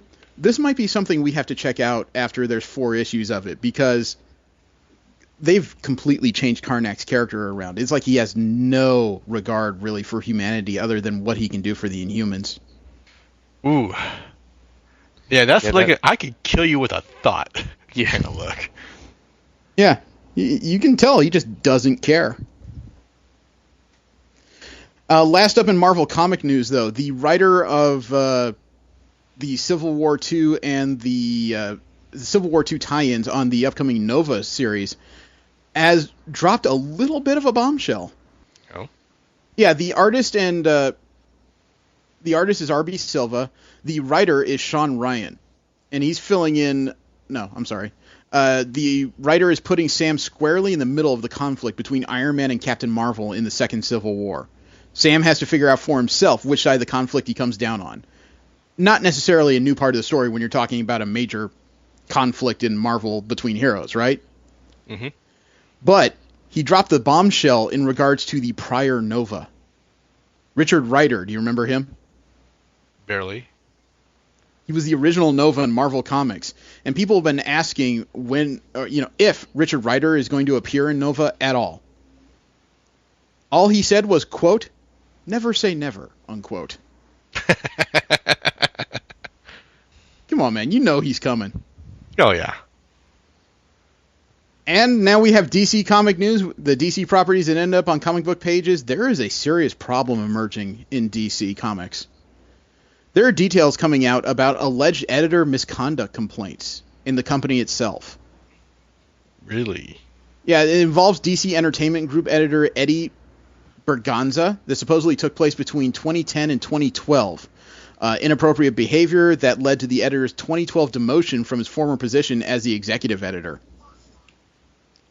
The first on-the-record allegations came from another DC editor named Janelle Asselin, Asselin. She was a freelance editor and writer.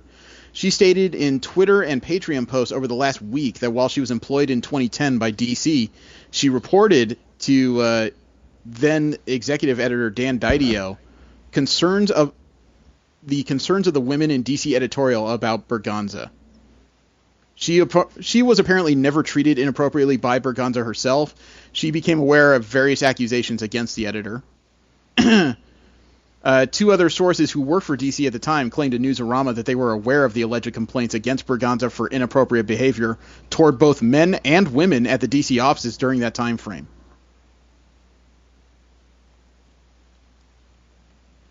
Wow.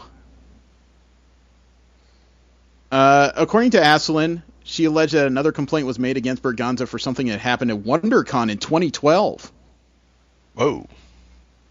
2 sources described to Newsarama the 2012 incident was in a hotel lobby during WonderCon in 2012. That would have been, I think that was just before the move to Anaheim. It involved Berganza allegedly grabbing a writer's girlfriend and forcing his mouth onto hers. Whoa. Sources say that this incident was not reported to police, but it was reported to then editor-in-chief Bob Harris. He took the company's prescribed steps towards beginning an official investigation into the incident. And more than one executive at DC supposedly voiced a desire for Berganza's termination. Even DC's legal department in Burbank, California became involved at the time. Apparently, as a result of the 2012 incident, Berganza was suspended from his job for 2 weeks, then demoted from executive editor to group editor, and was not allowed to travel to conventions for an unspecified amount of time. Oh, damn. I understand that sounds extreme. That doesn't quite sound like enough for somebody who, if this is true, committed sexual assault in a public place.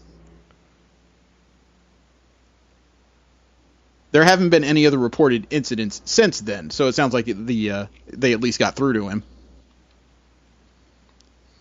Damn, man, that's... I don't know what else to say, because it sounds like he's been properly punished at the very least. The problem is, though, is that if this is just the beginning of what could be his history, there's a lot that could come out in the near future. Yep.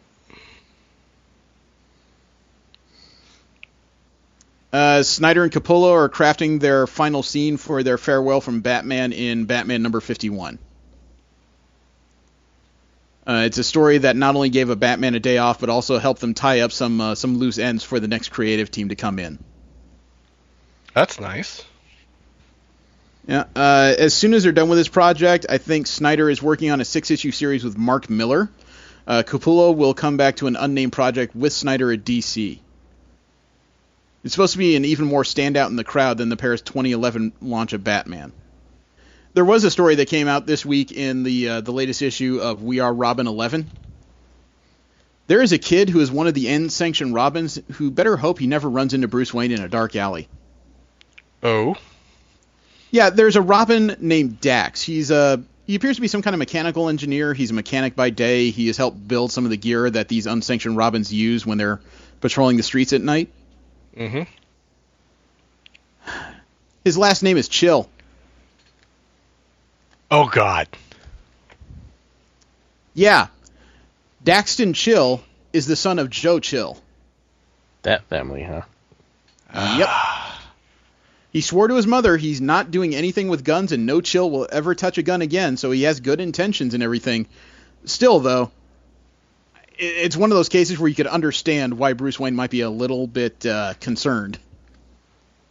And for those who don't understand what that means, Joe Chill was the one who shot Thomas and Martha Wayne in the comic books. So, it's one of those things where in comic books, it's kind of the trope you expect. Some ways, characters and their lineages just kind of keep revolving around certain characters for quite a while. Makes for interesting conflicts and stories. It can. We'll just have to see how it plays out. DC he becomes a Robin, a legit Robin. That would actually be a fun story if he became the next Bluebird. DC has dug back in its history for the Final Days of Batman logo. You guys hear about this? No. Yeah, this is the logo they're using for the storyline where the current Superman is dying, about to be replaced by the pre-boot Superman. Does this symbol look familiar at all? God, really? Yep. It's not the exact same, but it's the same format as they used for the logo of Superman in the Death of Superman story from the 90s. Mm. It's iconic. It's recognizable. I just wish they found something a little bit different, you know? Yeah. Too bad the movie kind of muddied that storyline. I'm not going to touch that with a 20-foot pole of kryptonite, dude.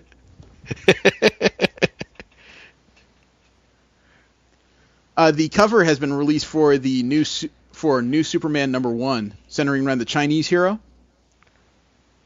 It's not a bad cover. It doesn't lead me to want to collect the series, but it does look like they're going fully in with the cultural aspects of a Chinese Superman. Take a look at this.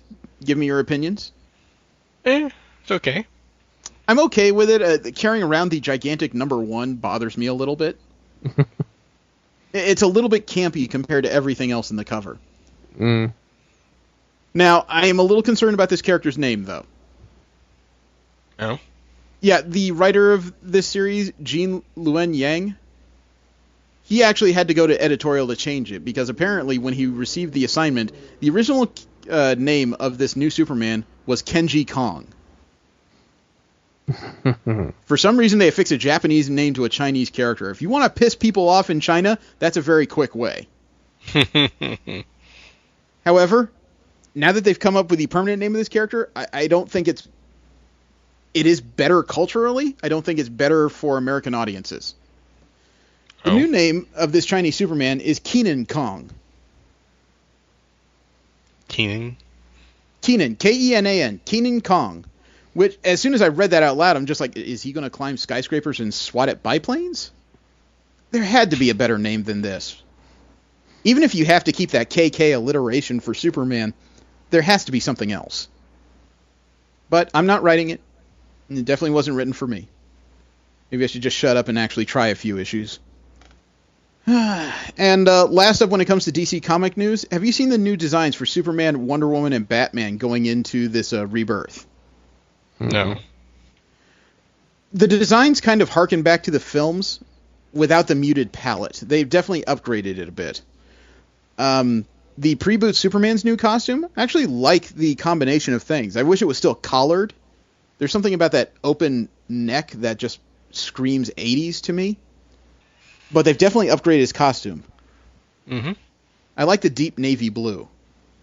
The Wonder Woman costume, as you can see, these are all designed by Jim Lee. The Wonder Woman costume feels like they definitely plucked it almost directly out of the movie. They're not using silver trim anymore. It's back to gold. Right.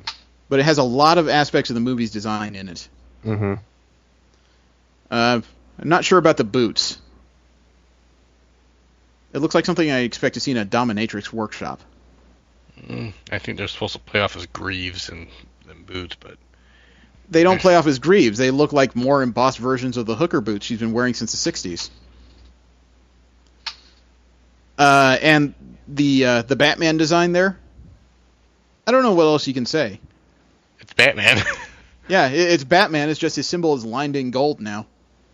Yeah, and However, it looks like it's an actual attachment rather than, It does look like a plate, doesn't it? Yeah. Yeah. Let alone, look at his gauntlets. When did he add the cowpunchers? Rockstar games. He did that. Well, the Rockstar ones he had, it looked like, Vam braces affixed. This looks like full-blown gauntlets from beginning to end. What's with the knee pads? What is he doing for Joker in Arkham Asylum that he needs knee pads? I don't know. You can see a little further down there, the design for Aquaman has definitely been turned backwards a bit. Mm-hmm. Wonderful. Back to the golden green. The designs on Jessica Cruz, the latest Green Lantern. That's a decent update to the Green Lantern design there with the floating shoulder pads.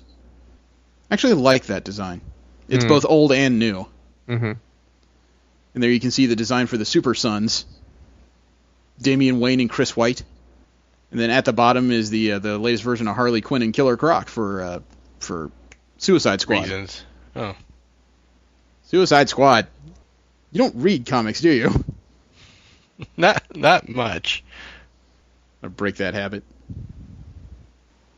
Next up, general comic and convention news. We talk about comic books that aren't Marvel and DC related, as well as conventions all around the country. Now that it's nearly May, it's almost inescapable that there will be Comic-Con news not every week, but about every 2 days. And while we were gone, 2 waves of guests were announced. 2 waves of special guests. First up, and this is one of those things that anime fans will be very interested in. Writer and artist of Knights of Sidonia and Blame, Tsutomu Nihei is coming to Comic-Con.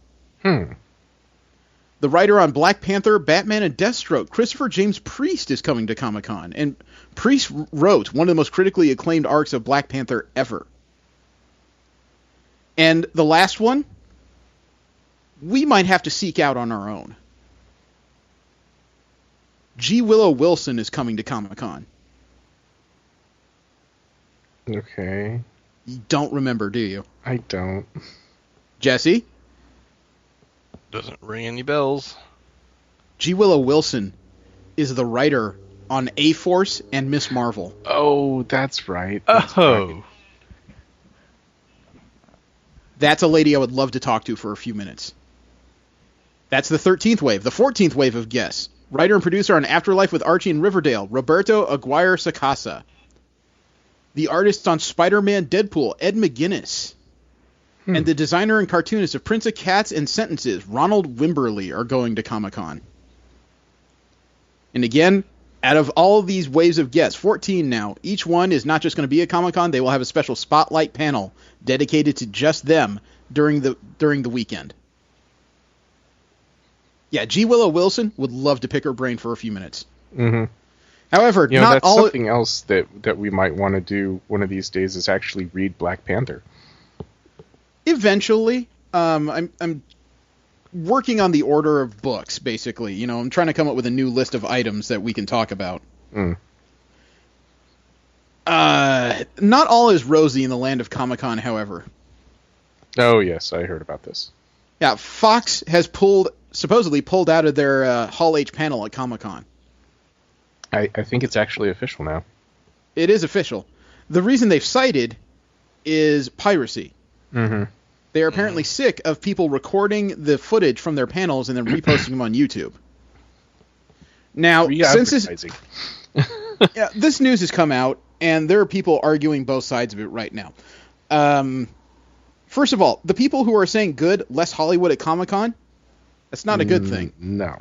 Yeah. The only reason Comic-Con is what it is because of Hollywood. Without them, larger companies would start second-guessing why they go to Comic-Con. If the larger companies do, then the mid-sized companies do. Then all you're left with is what Comic-Con was in 2001 to about 2004, which was a loose array of artists trying to sell themselves to other companies, more or less. And don't believe I say that because of assumption. I was there. I remember when Comic-Con was a walk-up convention, it wasn't that interesting. Mm. Now, when it comes to the central issue here, Fox complaining about piracy, it is a double-edged sword. Because as much as I think they're weak for pulling out of Comic-Con for this particular reason, it has pissed me off the few times I've been to major panels and I've seen people recording stuff. You know, there's that part of me that's a dad that just makes me want to reach over and slap the tablet out of their hands. You know what I mean? Yeah. Mm-hmm. Because this is not the reason why they're there. They're there not just to show this footage. They're here because it creates the aura of exclusivity that creates what Comic-Con is. You should only be able to see this stuff when you're there, and then it's re-released months later. Now, I understand there are people that are trying to get their YouTube clicks and their monetization. I get that. However, on the other side of this debate, I am very curious why after Comic-Con is over, say Monday at 9 a.m., that most of the footage in Hall H isn't released anyway. Yeah, it really doesn't do much good to hold on to it for such a long period of time, because then it's no longer relevant. Mm-hmm. And it's just, it is the world we live in. Maybe some of the movie execs are living in a prior decade, but there is more instant gratification because there is a now massive instant communication system on the internet. And unless you're going to have a very strict system and more security people who are able to enforce it when it comes to recording devices, you're better off releasing this stuff very quickly. Yeah, I'm not saying you have to...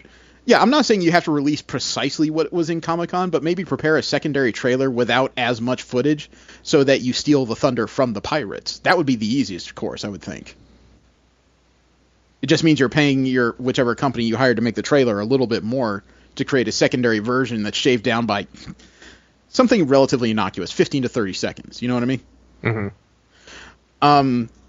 Some people have cited, and I think this is true speculation, though, that the piracy may be a smokescreen on Fox's part, because according to the slate of films being released in the next 12 months, the only major items Fox would have to talk about would be Wolverine 3, the Assassin's Creed film, and the latest Maze Runner film, which was just announced to be hugely delayed because of an injury to the star of the movie during stunt filming. Right. Ooh. So Fox only really had 2 genre movies to talk about in all of Comic-Con. They'd have to start talking about a bunch of stuff that may not interest the crowd. Mm. So, grain of salt, obviously. We sit here as we record 80 days from Comic-Con. Doesn't sound like a lot. No. No. And, you know, when you only have 2 movies to talk about in a panel room that sits 6,500 people, you have to make it interesting. Yeah. And I don't know if the third Wolverine film and a new Assassin's Creed movie that's untested would be enough. So, whatever reason it is, it does appear that Fox doesn't intend to reinstate themselves. And again, for those of you that think that Comic-Con should just be a comic book convention, there's a lot of places out there that are just comic book conventions. And there's a reason why most people don't know about them. Yep. Square Enix has revealed one of their exclusives for Comic-Con 2016. It is a Batman figure. They're releasing a new PlayArts Kai. They're calling it Batman Black and White. It appears I got to be an email about that. Yeah, it is it does appear to be one of their prior Batman versions that's only being released in monochrome version. For those of you that are big fans of the PlayArts Kai line, this will probably be a big interest. Me personally, doesn't hit me, but I understand why guys would want to collect this. It looks like a Frank Miller photo image came to life. So if you're interested in Batman figurines, you could do much worse than this. Oh, wow. Now, something else that happens during Comic-Con is they hand out the Eisner Awards. Those are the awards for artistic merit in the field of comic books.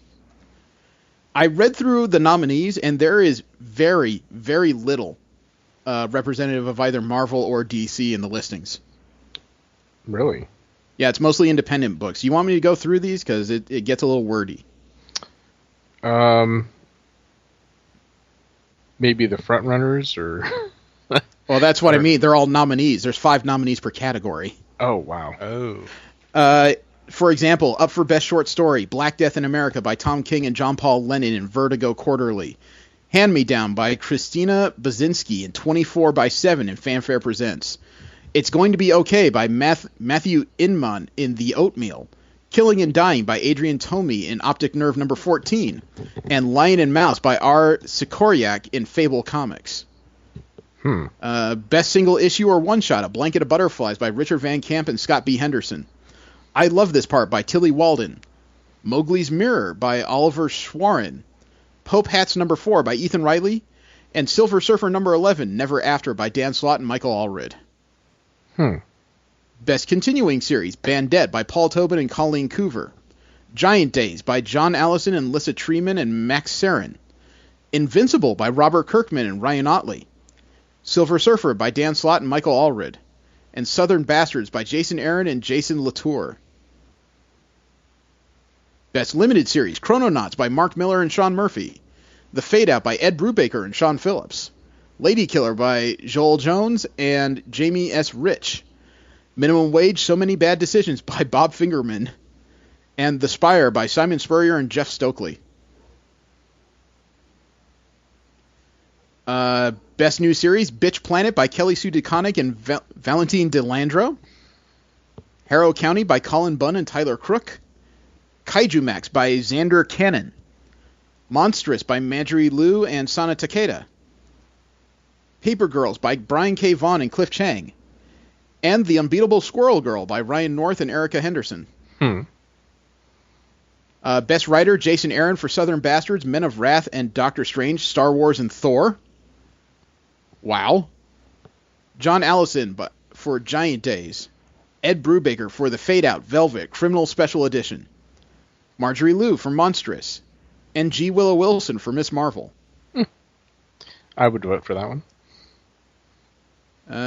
There's still 6 more categories. Wow. There's still Best Penciler, Inker, or Penciler Inker Team. Best Painter and Multimedia Artist. Best Cover Artist. Best Coloring. And Best Lettering.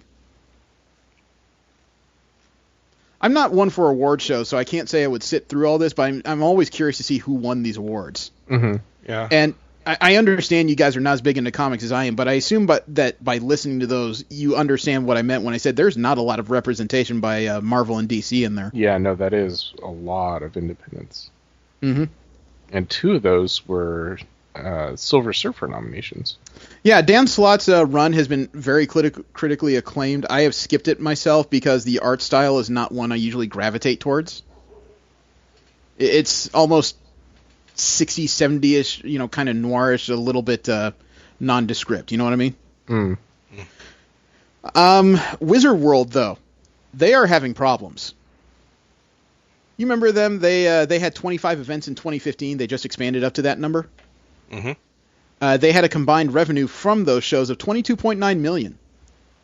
Okay. In 2014, they only had 17 shows, but they had revenue of $23.1 million during that period. Ooh, ouch.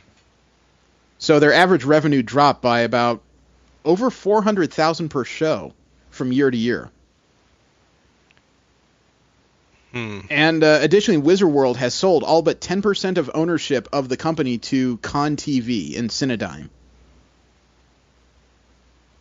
Wizard World has scaled back their conventions going into 2016. They had 25 events in 2015. Now they have 19 events. And one of them is the new Con Cruise we talked about, the Wizard World Cruise convention. Oh, okay, yeah. As a result of probably some of this, the CEO of Wizard World has resigned. Wizard World on a whole took a $4.25 million loss for 2015, and CEO and President John Macaluso, Macaluso, Macaluso, has resigned from the company without reason. He describes it as a personal decision for myself and my family, which usually means somebody hates me. He's been with Wizard World as a board member since 2011. He was elected as chairman in February from this past February. Jeez, he was only there 4 months before they threw him out. Well, that's got to be fun. Sounds like they kind of said, we need somebody new. Scapegoat. Yeah, pretty much. New York Toy Fair had a set of Funkos that if these don't sell well, I will give up my geek card. I don't collect Funkos, but I know these would sell based on who I've seen buying them and who I know would buy these. I'm introducing you right now to the Sailor Moon Funkos. Sailor Moon has Funkos. The original 5 plus Tuxedo Mask. These debuted at New York Toy Fair 2016. Sailor Moon, Sailor Mercury, Artemis. Sailor Mars, Sailor Jupiter, Sailor Venus, and Tuxedo Mask. Sailor Moon comes with a small Luna. Sailor Venus comes with an Artemis, which are cats. Yeah. There is a number 90 Hot Topic exclusive Sailor Moon with Moonstick and Luna that has a Band-Aid over its forehead. Oh, gee, I wonder when these are coming out. Funko has also announced that these particular Funkos have all been delayed to July 2016. I wonder why. Go figure. You guys remember an artist named Joseph Michael Linzer? Sounds familiar. He's an artist and writer who's very notorious in the 90s because he started an independent comic series named Dawn. Dawn was an avatar of death in an independent series. I don't remember which imprint it came out under. I think I still have some of the books in a long box somewhere. But he had this very gentle brush style. Well, it turns out he's writing and drawing a new series. Okay. Dawn is going to meet Vampirella. Huh. Okay. This comes out June 15th. According to the solicits, quote, Joseph Michael Linzer, the celebrated creator of Dawn, writes and illustrates the first ever crossover event for his beloved goddess, teaming her and pitting her against horror icon Vampirella. When the silver-tongued demon Masadic kidnaps these beautiful, powerful women, ooh, that's a problem right there, he demands that the two engage in a catfight to prove which is best suited as his new paramour.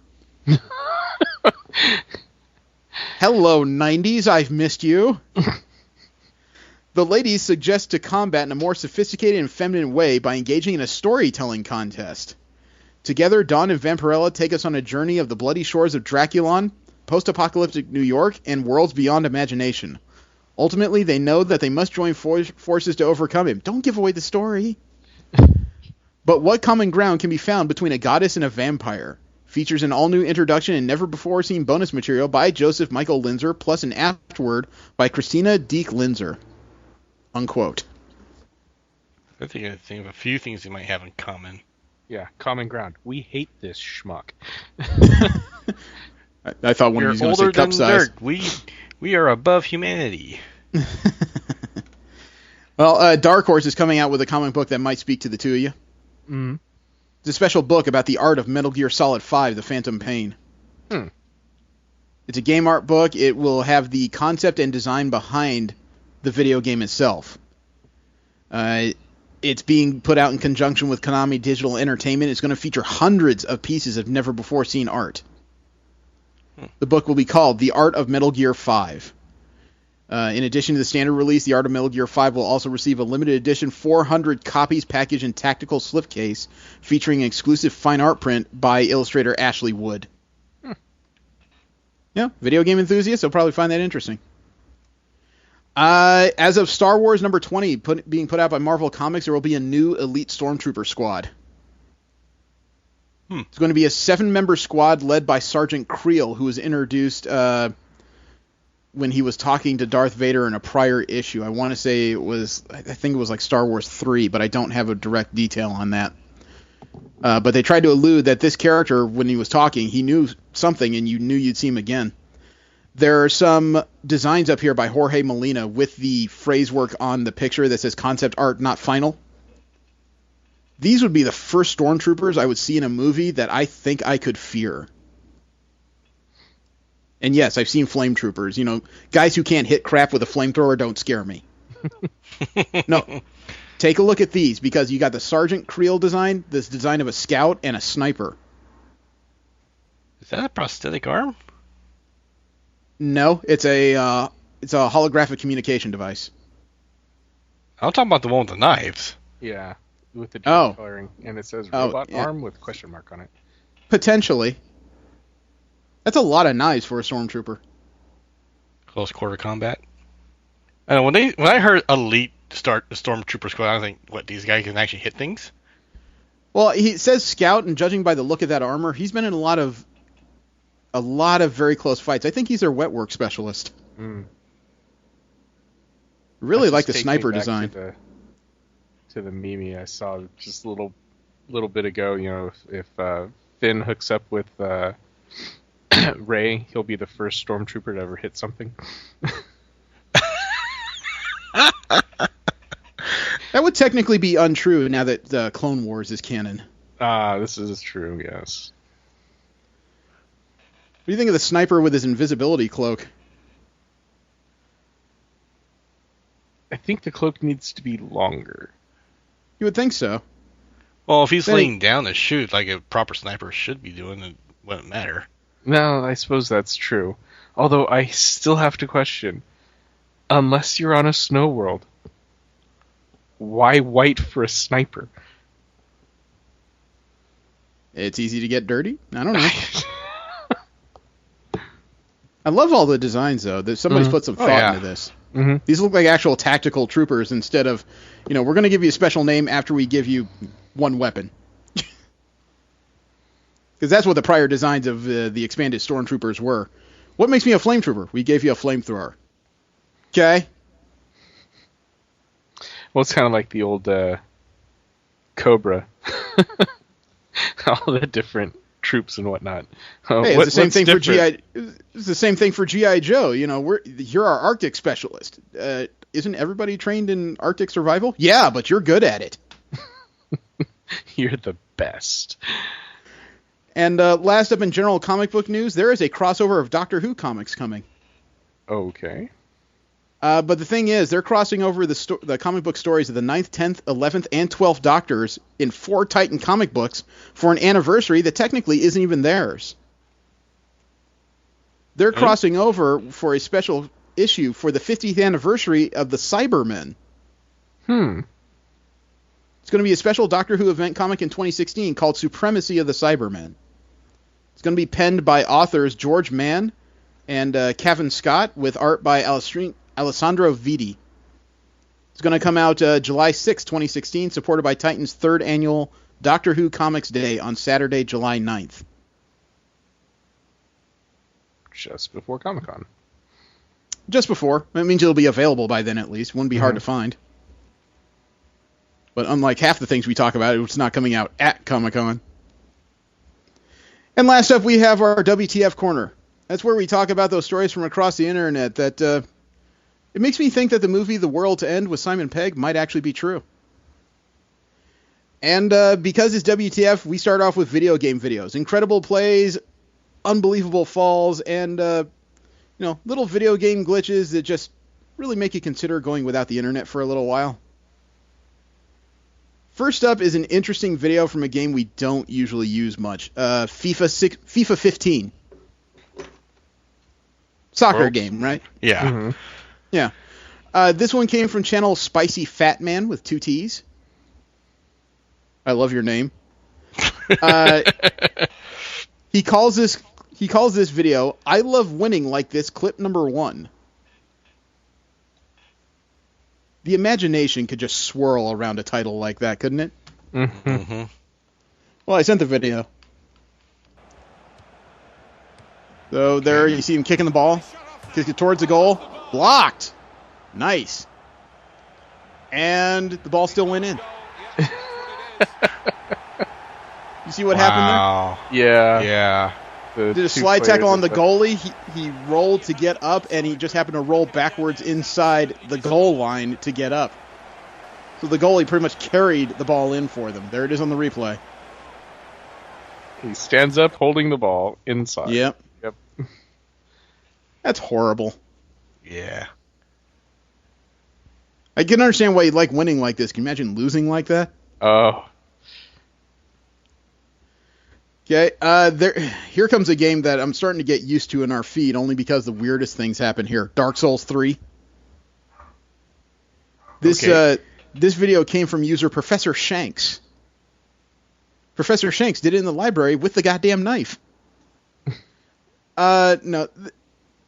He titled this video, Dark Souls 3, I'm not done with you yet.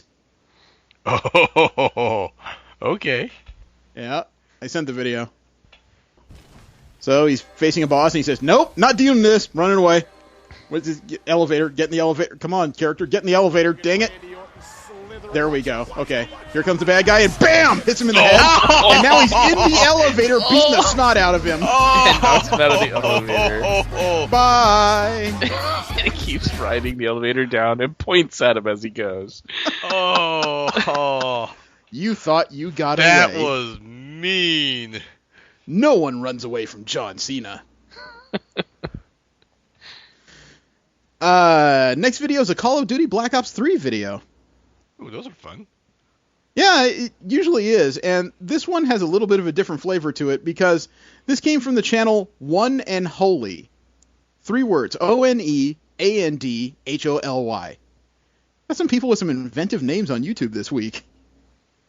The worst part is the title of the video tells you nothing, because the title of the video is I laugh my ass off. Okay. AYY space LMAO. That's the title. But I sent the video. There he goes. Ooh, charge and hits him. Nice. Tosses a grenade in there. Double kill. Tosses another grenade, and match is over. Whoa. Now check out the replay because it's more badass than you think. No place they could hide from me. Okay. Nice avatar, by the way. Okay, toss a grenade out there. Remember, that's where the double kill came in. Toss the third grenade down there, and watch this. Right in the nuts. Boing! Oh. And killed him. Not the explosion. The impact in the cup killed the last character. Oh, someone's mad. I don't know, dude. If you hit me in the nuts, I'd be gasping for air too much to be mad. As armored as those guys are, you should be wearing a cup down there. Next video is a Street Fighter V video. Oh, okay. It's a ranked match, too, according to the description. Oh. This video came out on the channel of Scumbagel. Okay. Again, Scumbagel. Scumbagel. Incredible names by users this week. I'm loving it. But it's not the kind of video you think it is. The title of this particular video is My Best Comeback Ever. Oh. Oh, okay. Yeah, we got a good So a one. clutch victory, huh? Mm-hmm. I sent the video. So he's going to unpause the replay here, and it's Charlie versus Charlie. You see them working the moves pretty well there. Got a hyper move. And he's getting bunched in the corner. You see that? Yeah. And he's getting the snot beat out of him with supers. Man. How are you going to recover from this? Well, sometimes you just got to keep playing when your life is at 0. Wow. And super connected. Everything. Too easy. Still playing. And the comeback is on its way. You see this, Rock? Didn't land a single shot, and now landing everything! Stunned and dead. That super was like the turning of this.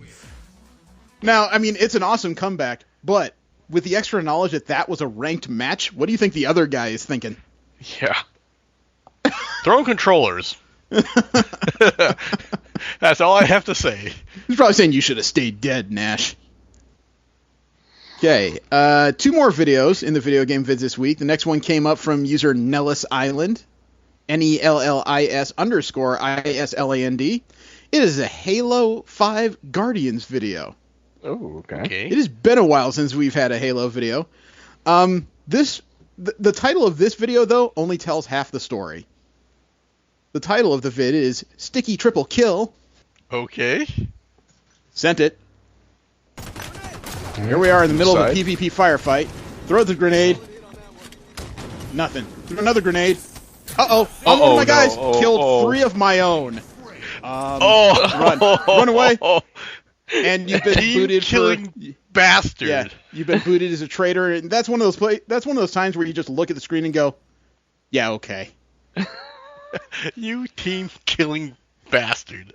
I love Didn't mean to. I love the fact that the boot screen says "Et tu, Brute." Utter accident. I actually feel bad for him. That was rough. Yeah. You know, that was hard. And last video in the video game vids is a Call of Duty Modern Warfare vid. Okay. I don't think we've ever had this particular one. We've had Call of Duty, but it usually has to do with Black Ops. This came from the channel of user Naga. N-A-G-A. That's it. There should be an award for best names, because this week has really had some great ones. But the video is titled Best Ninja 2016. Okay. Now, I need to preface this video before you load it up. Something I wasn't aware of in Modern Warfare is that an element of free running, kind of like Titanfall, is in the game. Okay. And this is a PvP match where you're supposed to... you are attacking a fixed point where the other team is setting a charge. Okay? Okay. All right. I sent the video. There, wall running underneath a tree. Bridge. He's on indoor. Wall running another tree. Wall running in this installation. Wall running another tree. Wall running tree. You're the last man standing. Wall running tree. Tree. Wall running tree. Still haven't seen ground. Tree. Wall running. Building. And there they are. Planning the charge. Okay, I'll steal the charge, and we'll just turn this off while you're looking that way. Please don't use your peripheral vision. And we're done. Thank you. And I'll kill you. And he was the last man standing. No, it wasn't. He won because he disarmed the bomb. That was it, dude. No, but it said earlier when he was running around on the trees that he was the last man standing. Ah, yep. Are you Did the sure job this pretty is well, wouldn't you say? Modern Warfare, not Advanced Warfare? Could be either one. I don't like the Call of Duty games myself. Still, that was kind of awesome. That was very awesome. And now you know why stormtroopers can't hit anything. Those damn masks with no peripheral vision. You know, it's nice to know that even gods can lose their wallet. Chris Hemsworth lost his wallet. He left them at a restaurant in India. Oh.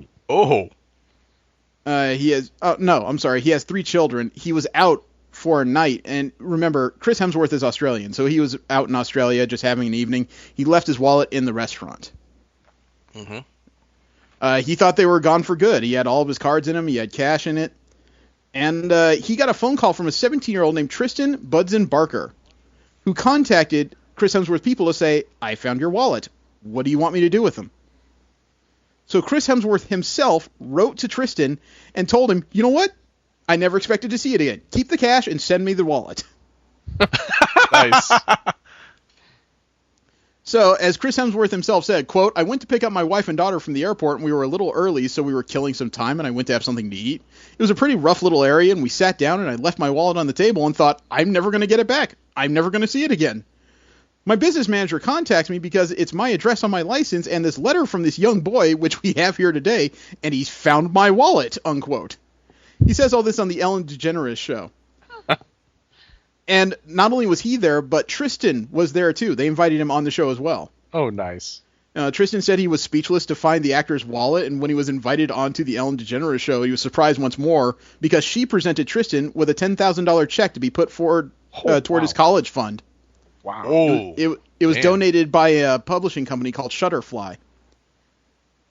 And the kid was happy enough just to be on television. He wasn't expecting all this. Yeah. Now, Hemsworth himself had just met Tristan on the show. They had not seen each other face to face, and he added, quote, he sent the wallet to me, and he said, P.S., Mom saw you are on Ellen this week and asked if we could have some tickets, unquote. Yes, I think you can. Science is a very interesting thing to me. I love innovation. I love when people take risks. And there really isn't a much larger risk right now than the Large Hadron Collider out in France. Oh, I saw this. Not to say it destroys the world or anything, but it is a huge piece of technology. It's highly, highly expensive, takes months to set up everything, and it's interesting to know the whole thing can be brought down by a weasel. A suicide weasel.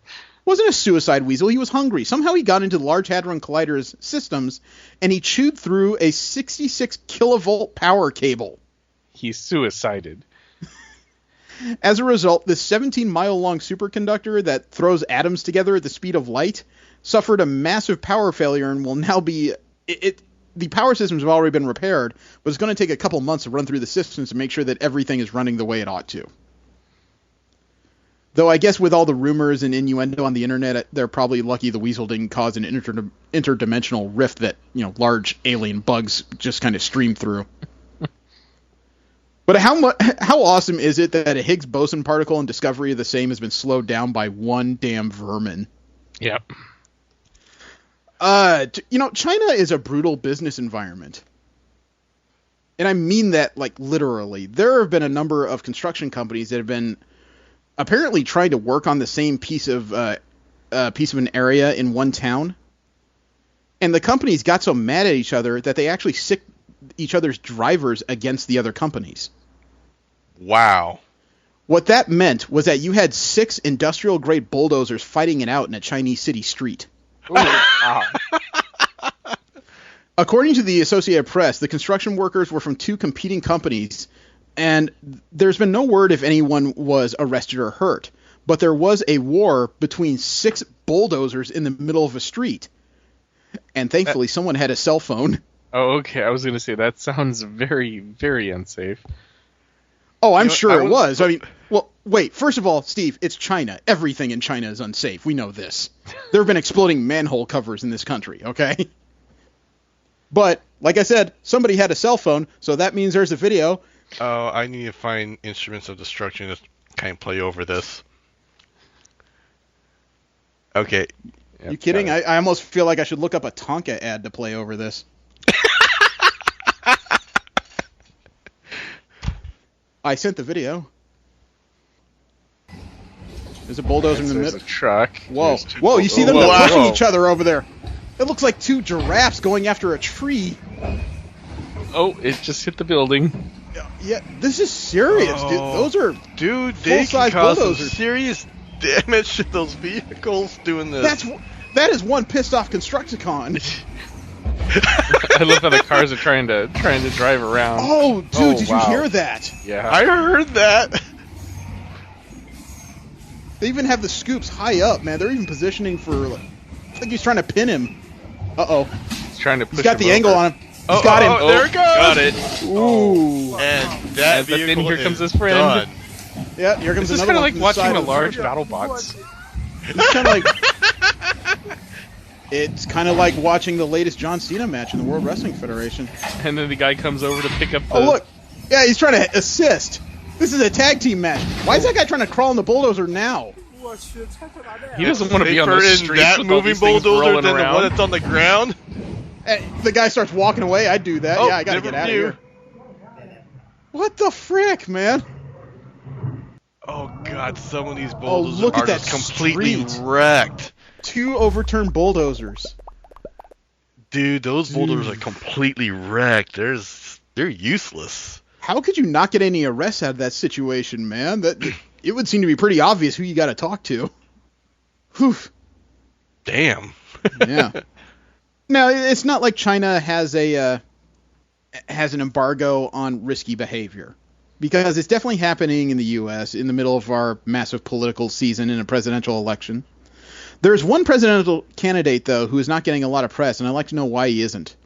He's a lawyer named Andrew Basiago. He's running as an independent out of Seattle. That's probably why. Well, Andrew Basiago, I think I'm pronouncing it right, Basiago, he has a special attribute that you would think would give him not just a lot more press, but it would make it easier for him to win. He claims to be a chrononaut. What? Really? He is a self-described time traveler who has used his access to secret technology to advise past presidents. He says he's teleported to Mars in the 1980s, along with a young Barack Obama.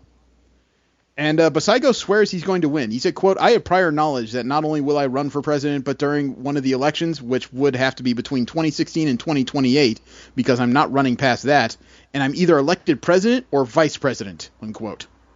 Mm-hmm. Someone's watched too much Doctor Who. Somebody is either off or needs to start taking meds.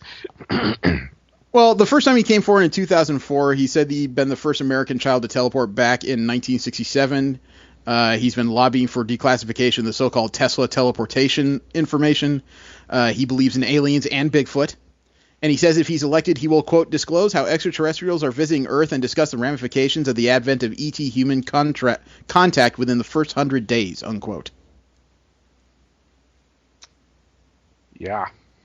His father is named Raymond Basiago. He was an engineer with the Ralph M. Parsons Company, allegedly involved with Project Pegasus, not the one from Marvel Comics. Project Pegasus was supposed to be a CIA intel program that used children to test various time travel and teleportation technologies. Basiago claims to have made his first jump at the age of 6, teleporting from New Jersey to New Mexico. I don't know why you'd trade the two vistas. But I guess my only question is, who do you think is going to be his vice presidential candidate? Bill S. Preston Esquire or Ted Theodore Logan? Well, at that point, might as well just go with both of them. There might be McFly in there. Who knows? H.G. Wells. Now, Japan is an interesting cultural country to me. However, sometimes they do things that are rather questionable. Sometimes. Often. Yeah. In this case, they've done something questionable. However, I have to applaud it because it's a marriage of two things that I'm really surprised no one has ever drawn a line between before. They're releasing a new wave of bathing suits based on lingerie. Okay. I can't say that. Well, I'll have to see them, but they have done such things before. Well, sort of, but no one has been this direct about it. The company releasing it is Yume Tembo. They're a women's apparel maker. The line is being called Dear My Love. It's a collection of 4 swimsuits based on lingerie and camisoles. And these are bathing suits that look a lot like lingerie. And I say it's a good marriage material because, you know, modern women's bathing suits often have the same kind of cuts as lingerie, just not as frilly. In this case, they've married the two. You know, these are water-worthy items that already look like bathing suits. They just went the extra mile and added something frilly to it. And it's not as risque as it sounds. We'll add some images so everyone can take a look, but they do just look like frilly bathing suits for the most part. Yeah. Like I said, it's a good marriage of material. It sounds like something that would be lewd and just utterly horrible, but these are actually really good bathing suits, in my opinion. Oh, yeah. Mm-hmm. You know, even though that the lady they hired for the ad is trying to look as sexually suggestive as possible. You're advertising swimsuits that look like lingerie. didn't say it was inappropriate for the material. And the line is called "Dear My Love." Yeah. Yeah. They're she's cool. got a lot of come hither stares, I admit. You know, again though, I'm not denigrating this. A lot of the times what comes out of Japan just makes me kind of scratch my bald head. In this case, I understand this move. I don't think it would work stateside necessarily, but it's an interesting move. Yeah. Last up in WTF, there is a video that's been around since last year, and I only recently came across it, and it makes me laugh quite a bit. Are you guys familiar with the Magic of Rahat? No. Mm-mm. Magic of Rahat, the guy behind it, I don't know his name. He does pranks, generally, with illusions. Okay. Often they involve going through the drive-thru. I came across a near 4-minute video where he built a robot puppet and then went through various drive-thrus based on the colloquial dialect, I'm going to guess somewhere in the southern states. Now, a lot of guts for a Muslim man to do this prank in the southern states. That's a reason to get shot in a lot of places. But when I watched the video of him pretending to be a robot ordering at various fast food drive-thrus, I think I hurt one of my kidneys while I was laughing. Oh, please show us. You want the vids? Yes. Okay, I sent the video. Penguin magic. It's how to make the black and white disappear. Hey guys, for this video, I'm going to take this robot that I built, combine it with the invisible driver costume. Doesn't look like much, does it? Through some fast food drive. Invisible driver, yeah, Hope you okay. guys enjoy Yeah, the he video. basically made a fake seat. Yep. And I'm sure this looks very creepy at night. Oh, yeah. So there it is, lit up with a blue face. Poor drive-thru people. Oh my god! Scary. Hello! She disappeared. Hello! Didn't notice that, did you? I am I-O. What's your name again? I-O-O-O-O-O-O. O-O-O-O. I-O. This confuses me. Hello. I am I-O, artificial It's like intelligence. he's too scared to run. Hello. I have $2. This confuses me. I don't like change. Well, don't give him change. Hello. 128. Here is two. I'm not touching that right. Why would you touch your money? Scanning subject. Subject's name, Joanna. Are we doing this cookie or what? What cookie? He was knew her name. You're wearing a name tag. What is this? Hello. Is everything okay? Close the window. And locked. I Hey, you got a box. Virtual intelligence has been created. Please don't be Ultron, okay? Did you want your sandwich? No! I will find you! I will steal your cookies! We don't serve cookies. Never mind. I will follow you! On Twitter. I will take over the world! Hello! Chill out. Arby's! You get the money. You get the money. You get the money. Nobody wants Look at the money. Scanning subject. What? Subject's name, Shaquela. How you know my name's Shaquela? I scanned you. The sick stopper on his ears. The What? who? Isn't that what it is? Those are my ears! Scanning subject. Subject's name, Darwin. What? Is that your name? That's new technology right there, guys. You're supposed to have a drive and everything. I would bet that he knows their names because he was in there half an hour ago just looking at the employees. He frequents these places so damn much. I'm surprised they're not used to it. And power down. That's it. Rebooting. There you go. Hola, ¿cómo estás? You want any sauce or anything? I will have motor oil. Fresh out. Gasoline? I don't have any of that either.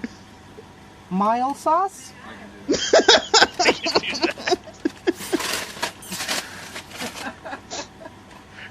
I am having difficulty. Hit record now.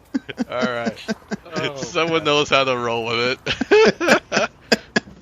Actually, I think that guy's just thinking, it is minimum wage. It is 2 a.m. What the frick do you want? I've been there. It was one of those things that didn't quite fit into the context of the show, but when I saw it, I had to share that one. That's pretty good.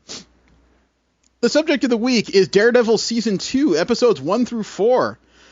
This is the second season of Daredevil, and he has his first run-in with a little guy known as Frank Castle, who Marvel fans know as the Punisher, who is also known to be one of the biggest jerks in Marvel today.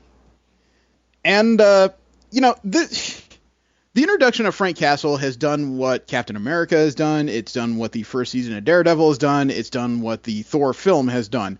And it's making me care about a character that before I had no regard for. Mm.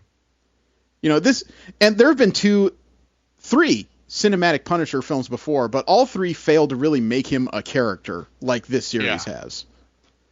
They've actually like 80s shoot-up flicks. Which is really sad, considering I think the latest one came out in about 2011. I didn't even see that one. Didn't care to.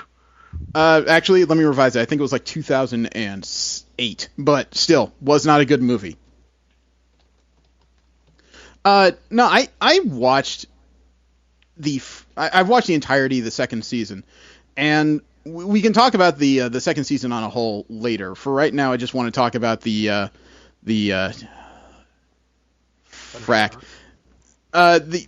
actual Punisher arc, the first 4 episodes. The first episode did a good job of catching you up on where the world is for these characters. Mm-hmm. It is a hot summer in Hell's Kitchen. It looks like Foggy Nelson and Matt Murdock are finally getting on the same page regarding both their law firm and Foggy understanding that his best friend has a very strange side habit of running around rooftops at night beating up on random people. Not Batman. No, he doesn't beat up on Batman at all. Okay, I was waiting for you to challenge me on that. I guess it's not happening. No, it was an interesting. It was an interesting dynamic they started to build in the second season. At the first season, Foggy spent 3/4 of the season in the dark entirely as to what was going on in his world. Mm-hmm. And it was nice to see him on the same page, but I did notice that it seems like they've written it so that Foggy is not just comic relief. He's an actual intelligent character through the course of the series. Oh, yeah. He catches on fast, he's very forgiving, and he knows how to seek things out, even though a lot of what he's doing is way outside his comfort zone. All I can say is he's got a nice pair down there just to challenge some people that, have come up. Challenge? He walked into a biker gangs club and demanded to get information. That takes big brass cojones that don't fit on a pool table. Challenge was some measure of insanity. District attorney. He managed to calm down 2 gangsters who are about ready to cut up everything. Yeah, dude. I gotta agree with Steve though. You got to be a little mentally imbalanced to just go in there. He could have at least called them outside to where it was reasonably safe. Well, he is friends with Matt Murdock that he knows is, parading as yeah, but Foggy has not been trained for years by a psychotic blind man with a staff. I don't really want to go over the first scenes. One thing we didn't talk about when we first talked about this series before, it really strikes me how the opening cinematics for this series is perfect for the tone they set. Mm. It's slow, it has that haunting music, and every object in it is central to New York or Daredevil, and the whole thing has the appearance of dripping wax. You know what I mean? Yeah. It's not just representative of how he sees the world via his enhanced senses. It's also indicative of the burning candles that are very much used in Catholic Mass. I just thought it was a good representation of a lot of the core values that Daredevil holds. Charlie Cox, man, I don't quite know what entirely to say about him. He's not quite perfect for what he's doing, but I still don't think you're going to find much better for what he's been requested to do by Marvel Entertainment. I mean, what about him wasn't working for you? I don't know. My image of the Punisher, because I don't really read Punisher comics either or anything, is a little bit more. I was asking about Charlie Cox. Oh. Yeah. The Daredevil. Oh, right. Like I said, Cox isn't quite perfect for me. There's something about it that just, it tugs at one or two strands of my brain, but at the same time, I just don't think there's going to be much better for what he's doing. I would still say that Charlie Cox as being Daredevil has a better Batman voice than Christian Bale did. I don't think he really tries to alter his voice all that much. He slows down. He's talking. He's not, doing the whole gruff voice thing. Yeah, I know. There was something about Christian Bale's Batman. Half the time I was expecting him to ask for a ruby rack, but no. But the dynamic that they built between Murdock and Nelson as characters was very fun between the two of them. And I don't have IMDb, but even then, the lady who plays Karen Page fits so well into this dynamic. They created a very fun triumvirate of characters to watch throughout the season. Even though it was very obvious in the first couple episodes of this season that they were going to go very different paths about their lives. Yeah. The scene in episode 1 with the Irish meeting about how they're going to proceed forward now that Wilson Fisk is out of the picture. That kind of came out of nowhere for me. I had forgotten that this was going to be the Punisher's introduction, so I'm sitting there going, okay, who just hit these guys? I was about to say, every promo had to do with the Punisher, and whoever shot 20 Irishmen was doing it with an automatic weapon. Who else could it be? When they went back to that scene when the cops were all over and one cop was looking through the hole in the man's chest, that was good and creepy. Oh, man. But I'd say it was a perfect introduction for Frank Castle in this episode, though. Oh, yeah, not definitely. It didn't flesh out his character beyond, 90s action superstar, but it definitely told the tale as to how able he is to disrupt and wreck the underworld's infrastructure. That's the word I'm after. The scene at Josie's bar with Karen Page flirting with Matt Murdock over pool. That was cute. Yeah. It's amazing how a lot of these relationships in movies and TV shows can feel so forced, but the one between the two actors there was very natural, it seemed like. Their on-screen chemistry is pretty strong. Mm-hmm. I'm almost surprised not to hear that the actress for Karen Page was found pregnant between seasons. It's happened on these things before. I'm not saying that to be an ass. It's just the two of them seem to be very comfortable on screen. Even when you're acting, it takes something special to be able to get into someone's personal space like she was able to. Mm. So they meet their first client, somebody that survived the Irish hit, and turns out he didn't get away scot-clean. He had glass in him. Mm. We'll have a very interesting story about other gangs being hit by some kind of rogue army running through the streets. Yeah. Almost a fitting description for some of the carnage. It took me a little bit, though, to figure out why one of those Irishmen was missing a hand. There are so many potential answers behind that question. I wasn't sure which one it was. Yeah. I didn't find on me until the fourth episode when they kind of just beat me over the head with it. It hit me in the third before I saw what was in that briefcase, simply because half the time someone's missing a hand. I was watching that scene in the first episode, and I'm thinking, okay, so he has to get through some kind of biometric lock. Wait, why do the Irish need a biometric lock? That was my first thought, too. That was my first thought, too, but I realized, wait a minute, this is Frank Castle. Well, it occurred to me, why would the Irish need a palm scanner? I'm thinking too damn technical about this. It was one of those things where I kind of laughed at my own stupidity, I guess. I kind of figured that he fed it to the dog. Oh. I don't think he would have been that mean, but and you guys think I'm the jerk of this show.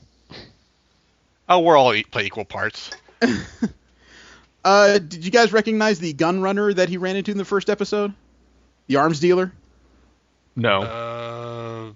He was heavy throughout not heavy. He was seen in several episodes of the first season. He was one of the guys working directly under Wilson Fisk's lieutenant when it came to street information and gun sales. Oh, well, that would be why he went to him then.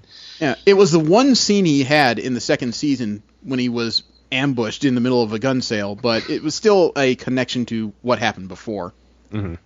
And it was a nice little nod. Wasn't entirely necessary, but it was a nice nod. And it was also a good show of Daredevil's capabilities when he, broke his hand by shoving it in the trunk and then, landing on it. Yeah. It was very clear that this guy's luck was not going to get any better tonight. Yeah, no.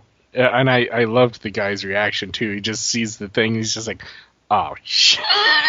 And he knew. He knew. Yeah, the baton comes flying around, and he just knew what that meant. Let's see. We talked about the game. What do you think of the trail of destruction Castle left in one episode? Dude, the guys on the meat hooks, that was just like, oh. Oh, yeah, that was vicious. That was mean. I often wonder what that would seem like from Murdoch's perspective, because he can't see it directly. I'm sure he knows what he's staring at. But then there's the fact that he knows that all of a sudden, he hears the heartbeat, so he knows that one of them is alive all of a sudden. So that means Castle hung up at least one of these guys while they were still fully aware of where they were, which just doesn't make this any better. Mm. And I'm not going to say that's outside of character for Frank Castle, but there's a very big difference between seeing it on a comic book page and then seeing it in celluloid. Yeah. Mm-hmm. It just makes it even creepier. So the last scene is Karen Page and their new client running away from Frank Castle in the hospital. I thought that was a great introduction visually to the character, because he encounters that one cop, beats him up with his own gun, then just pulls out a shotgun. Throws it away. Takes the gun apart and tosses it because he doesn't need it. No. Guy like Castle has custom... In the comics, he usually has custom-built 45s. He knows what to do with his stuff. I don't think that played out here, but now that they've signed the official Punisher series, the 45s are coming. Oh, yeah. I think that's unavoidable. And then he just stalks Karen Page and that thug Grotto through the hospital, firing shotgun rounds as he walks. It's frightening to be chased by a man with a gun, but it's even more frightening being chased by a guy who knows he doesn't have to run after you. Yeah, it kind of really, really evoked a Terminator sense to me. Oh, yeah, definitely. A bit of Terminator, but it also spoke to what Castle thought was just the inevitability of getting this man, Yeah, well, especially since, he didn't even plan. It was like, if I get him this way, great, but I've already got a sniper set up on the roof. That's why I think it planning. Yeah, I think it was a plan. I think it was the plan to flush him out because he was going for the snipe. Yeah, I don't think he was intentionally trying to kill him. He was just trying to scare him out, get him out of the line of sight of innocent people that didn't need to die. Mm-hmm. Because honestly, him following him through the hallways, there was a lot of long hallways with that shotgun. He could have hit them if he wanted to. Yeah. Oh yeah, no, I think he knew what he was doing. It's like, okay, I'm just scaring people now. Just bang, bang. Yeah. All right. And that's always been the Punisher's MO, is that he plays one game the same as the criminals. He's looking to scare the piss out of them at the same time he's taking care of business. The first confrontation with Daredevil and Punisher at the end of the episode was frightening. Oh, yeah. It's a fight that shouldn't be even, except, Castle was kind of shocked and was using firearms to try and keep him at bay. It was a nice trade of punches, but at the end, though, when Punisher got him down but didn't check for the gun at the ankle, he took that shot to the forehead. Thank goodness that Daredevil costume has a helmet. Mm-hmm. Yeah. Any guesses as to whether or not you think Frank Castle just do you think he took a risk shooting him in the forehead? Do you think he knew he'd live from that? I think he assumed that he would. I kind of go with the same thing that the armorer said. It was a warning shot. Yeah. He did shoot him high up on the head. If he wanted to kill him, you think he'd aim closer to the nose. Right. Mm-hmm. Or, anywhere that the mask didn't actually cover. Yeah. You shot him in the mouth. He may not kill him, but... It was just an impressive thing, and it was made even more scary if you binge watch the show and go directly into the second episode when you realize that Matt Murdock has not been home since he was shot in the forehead. Right. Yeah. That's what we call a concussion. Well, at the minimum, but it was made even scarier by the fact that Foggy was the one following this trail of destruction.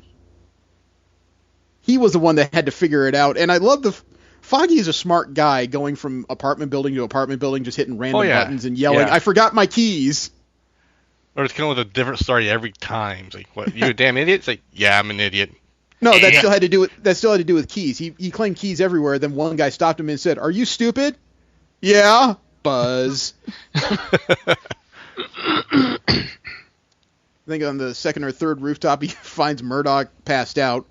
It was already a good sign that Murdoch was unconscious in a different place than when he was shot. Because when he was shot, he fell downstairs. When Foggy found him, he was up on a rooftop again. Although it's hard to tell whether or not he's okay when you take off his mask and his eyes are still dilated. It's not going to help, you know? Yeah. Deep breathing. Okay. Yeah.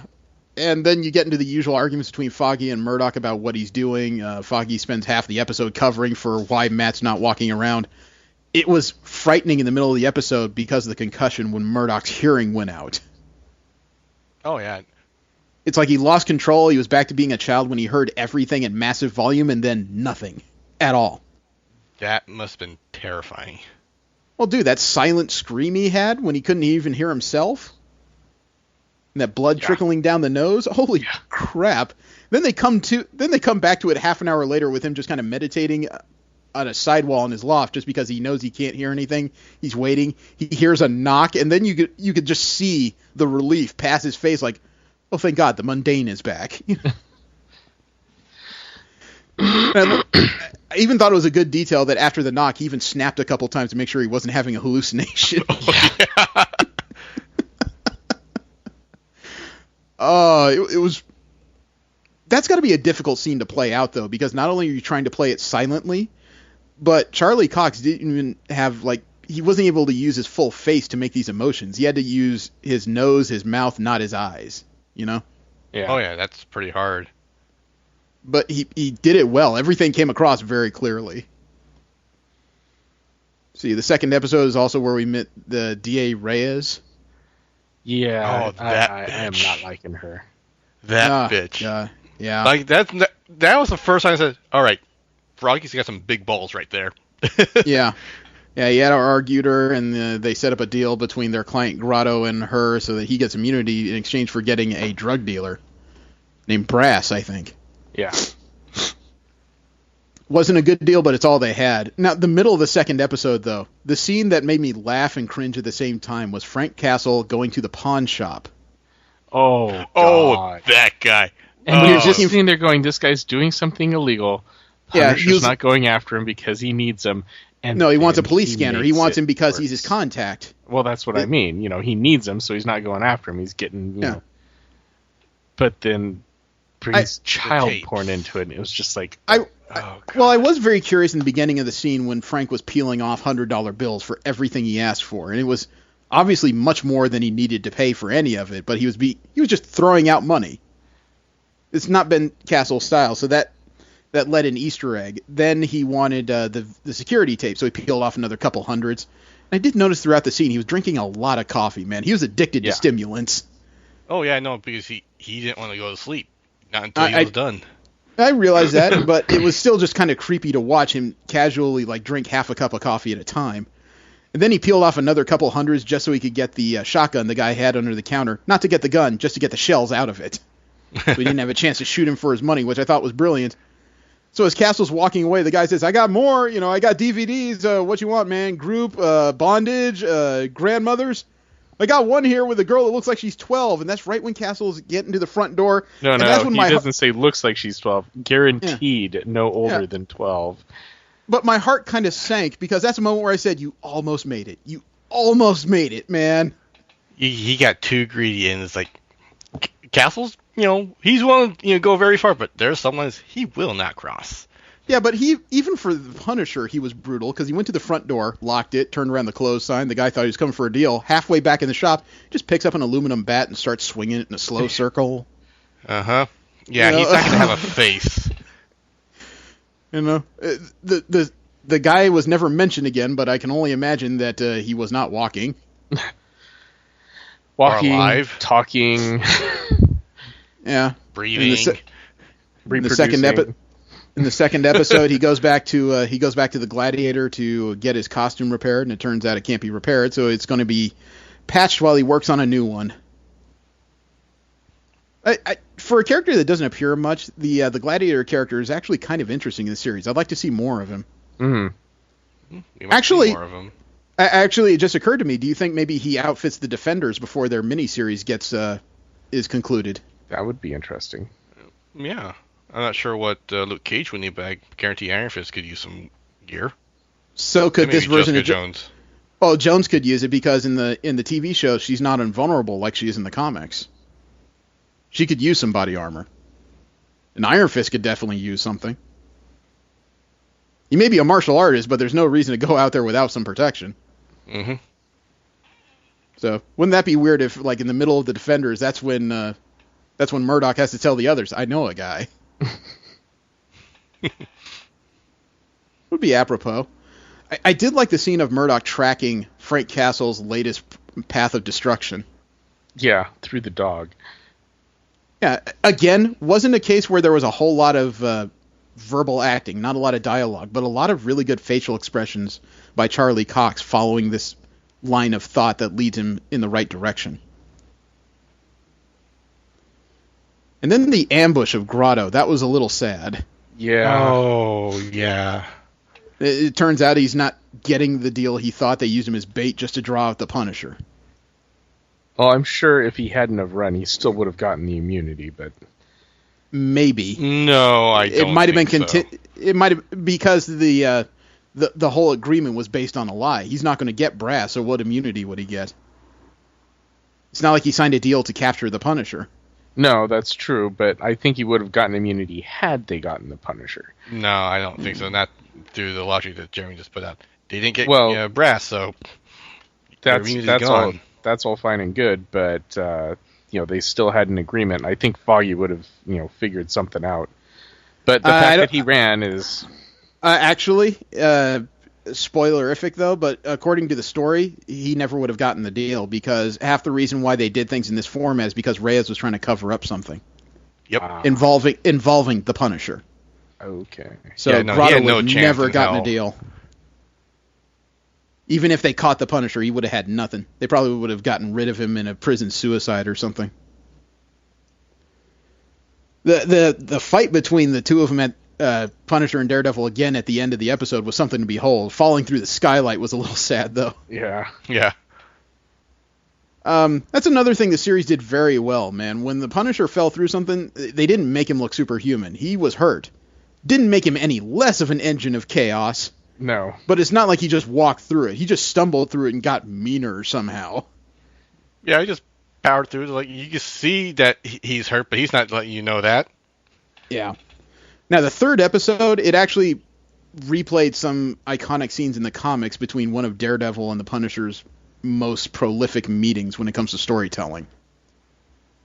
I can't quote the specific series or storyline. I've seen the images played out across the internet where the Punisher basically gives Daredevil a Sophie's choice. He's getting ready to snipe somebody, but he has duct taped a gun to his hand, a revolver with a single bullet in it, and the only way that the Daredevil has a chance to stop the Punisher from killing criminals is to just shoot him. That's the choice he gives him. Mm-hmm. And they replicate that in this series to frightening effect. Mm-hmm. Oh, yeah. However, in this case, it's not to stop a whole bunch of new killings. It's just to stop him from killing Grotto, who he captured after he ran away. Yeah, and it's revealed that he's actually a double homicide. Mm-hmm. He's a killer. Perpetrator. Yep. Actually, I did like the exchange Frank Castle had with that war vet, that Vietnam vet right there. Yeah, it was very personal, and for people who don't read comics, it's their first real taste of who the Punisher is beyond what they've seen. But I also think it's a nice, good, modernization because originally Frank Castle was a Vietnam soldier, not an Iraqi soldier. Mm-hmm. So it's a nice, passing of the torch, kind of. I don't know. It's just an updating of his origin. I mean, if he was still a Vietnam vet, he'd be like 65, 70 now. Oh, yeah. So they had to do something about that. I actually liked a lot of this episode was dialogue heavy between Daredevil and the Punisher, but I really enjoyed it because if you listen to the dialogue, they argued the ideas of, whether or not somebody needs to be accountable doing what they do as vigilantes, which almost seemed like they were arguing the first Civil War right then in the episode. And then 5 minutes later, the Punisher asked him, what would you do if you knew if you could kill one guy, you could stop him from murdering 20 other people? And I thought, and there's the second Civil War. I'm impressed. They argued a lot of complicated stuff in very short order.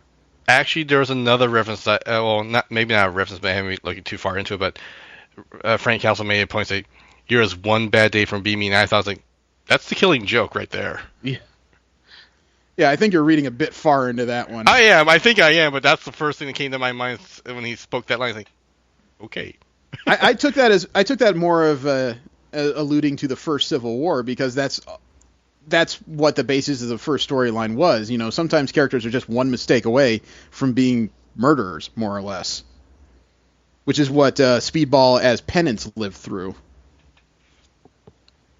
But it's another philosophical question that we've argued about on the show. What makes you a hero? What makes you a superhero? What makes you an anti-hero? And what makes you a criminal? And remember, we came to the decision that the difference between heroes and villains is basically just public acceptance. Mm. Whether or not people believe what you're doing is right is what brands you a hero or a killer. And it played out very well in the first 4 episodes, that difference, I think. Yeah. And of course, the third episode is also the extremely long fight scene. Yeah, I'm sure that's the one Charlie Cox alluded to when he said that they did something better than the hallway scene in the first season. Yeah. I think they did. I still like the first hallway scene more. The second one was cool. It was cool. Don't misunderstand me. But the first one had an added element of danger to it, because the first one had to do with a Daredevil that recently had a lung punctured, was barely able to stand before he got there. It was already exhausted. So it was amazing he managed to stand up against the 11 thugs he had to beat up. Yeah. The second scene, definitely more thugs and better armed, but Daredevil was, with the exception of a minor concussion and a little bit of bleeding, he was pretty much about as good as he was going to get. Yeah. And he was armed with that giant chain. Yeah. Oh yeah, that was nice imagery right there. I kind of looked at the whole stair scene, but then when he locks it down with the crowbar, and then there's just the 3 guys standing there, and he's already, you can just tell he's like exhausted, and he's just kind of like takes the deep breath, and then he's just, all right, let's go do this. That was like, okay, yeah, now he's pushing his limits. Actually, I thought the beginning of that scene was probably the best part of it, when he's got to, he's being chased by the Lords of, was it the Dogs of Hell? Yeah. Dogs of Hell, yeah.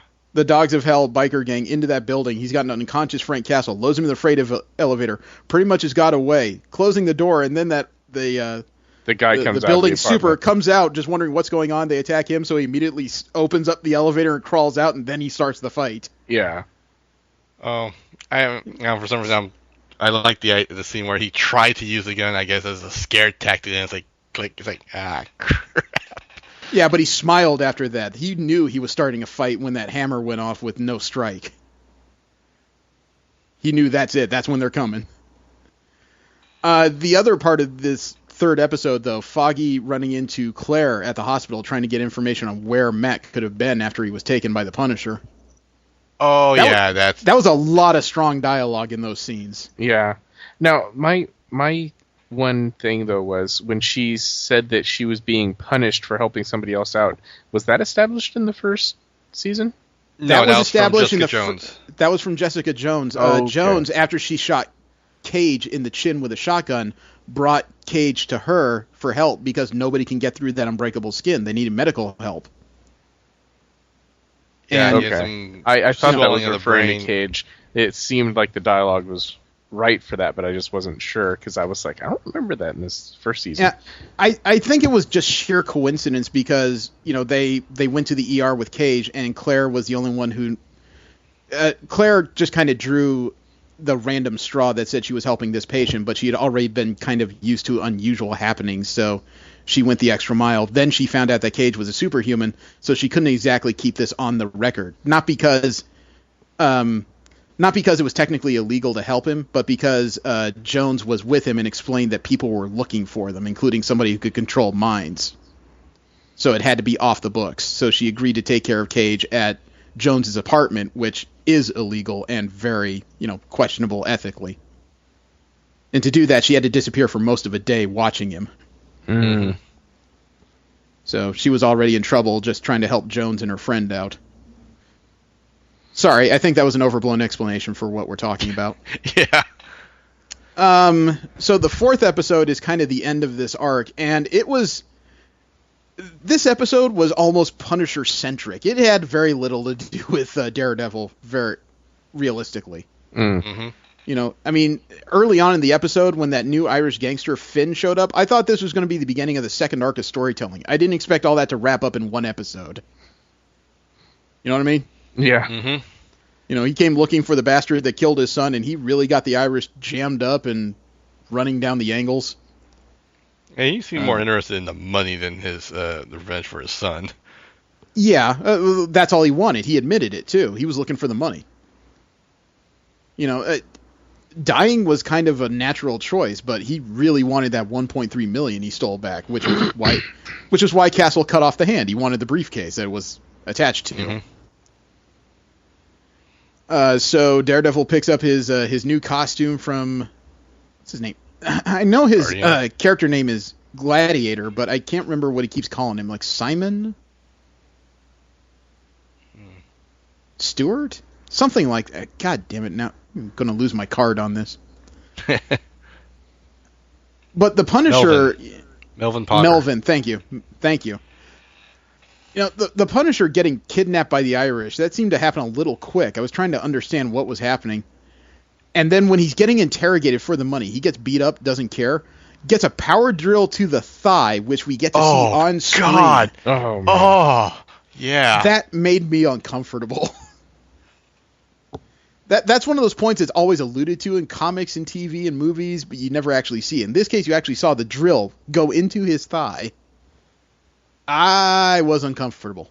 Yeah. Oh, yeah, I think we all were. Yeah.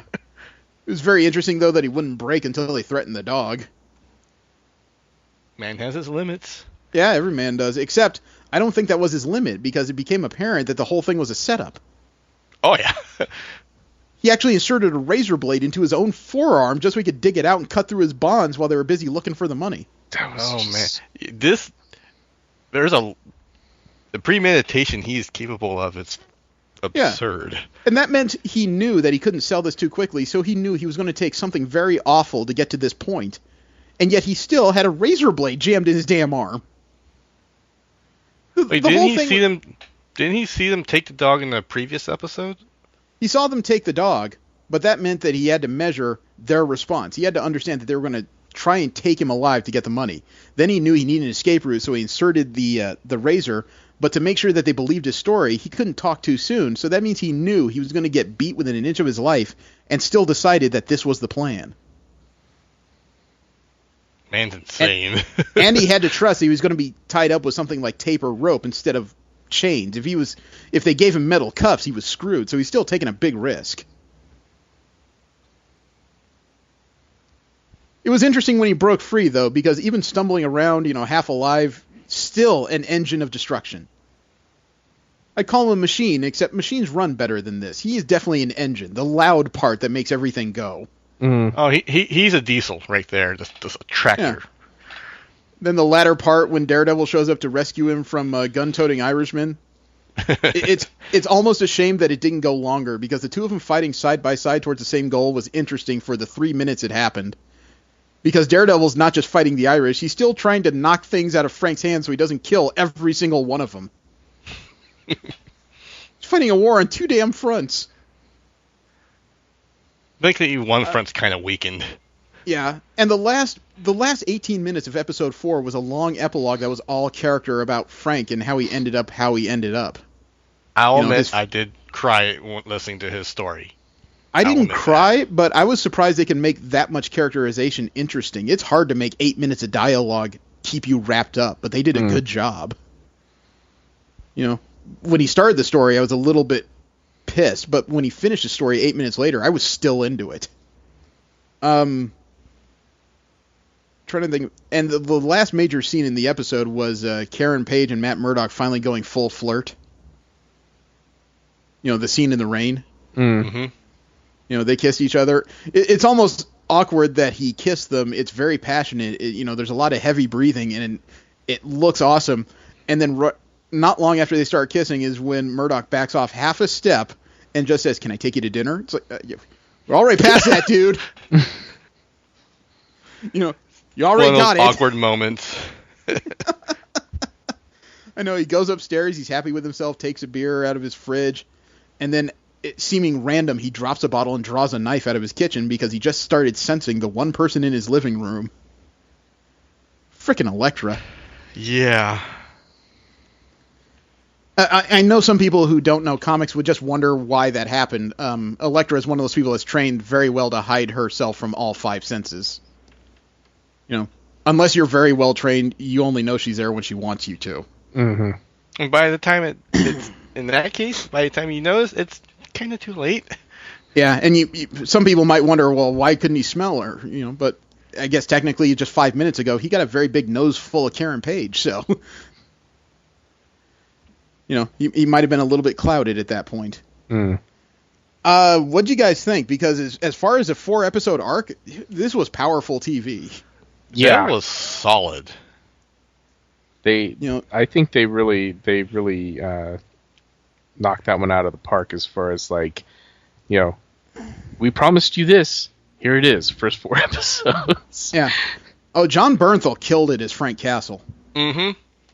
You know, I like Thomas Jane's Punisher, but, you know, Bernthal did a great job making a pretty multi-layered character out here. And, you know, it's got to be something said about a guy getting his own spin-off just based on his own performance. Mm-hmm.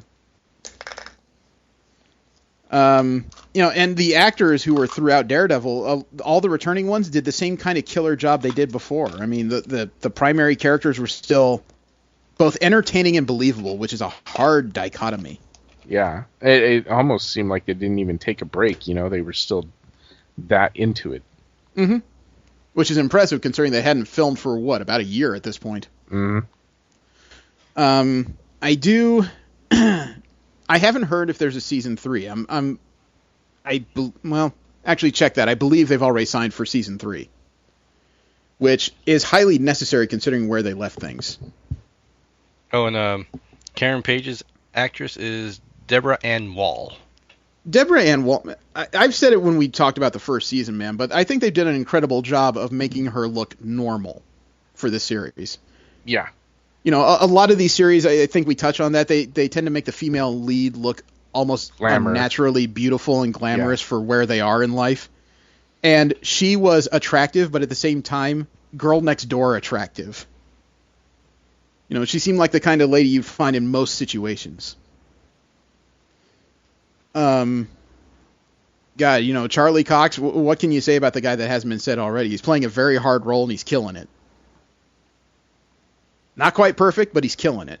Mm-hmm. I'll be honest, aside from John Bernthal's Frank Castle, I think the actor that plays Foggy does a bang-up job.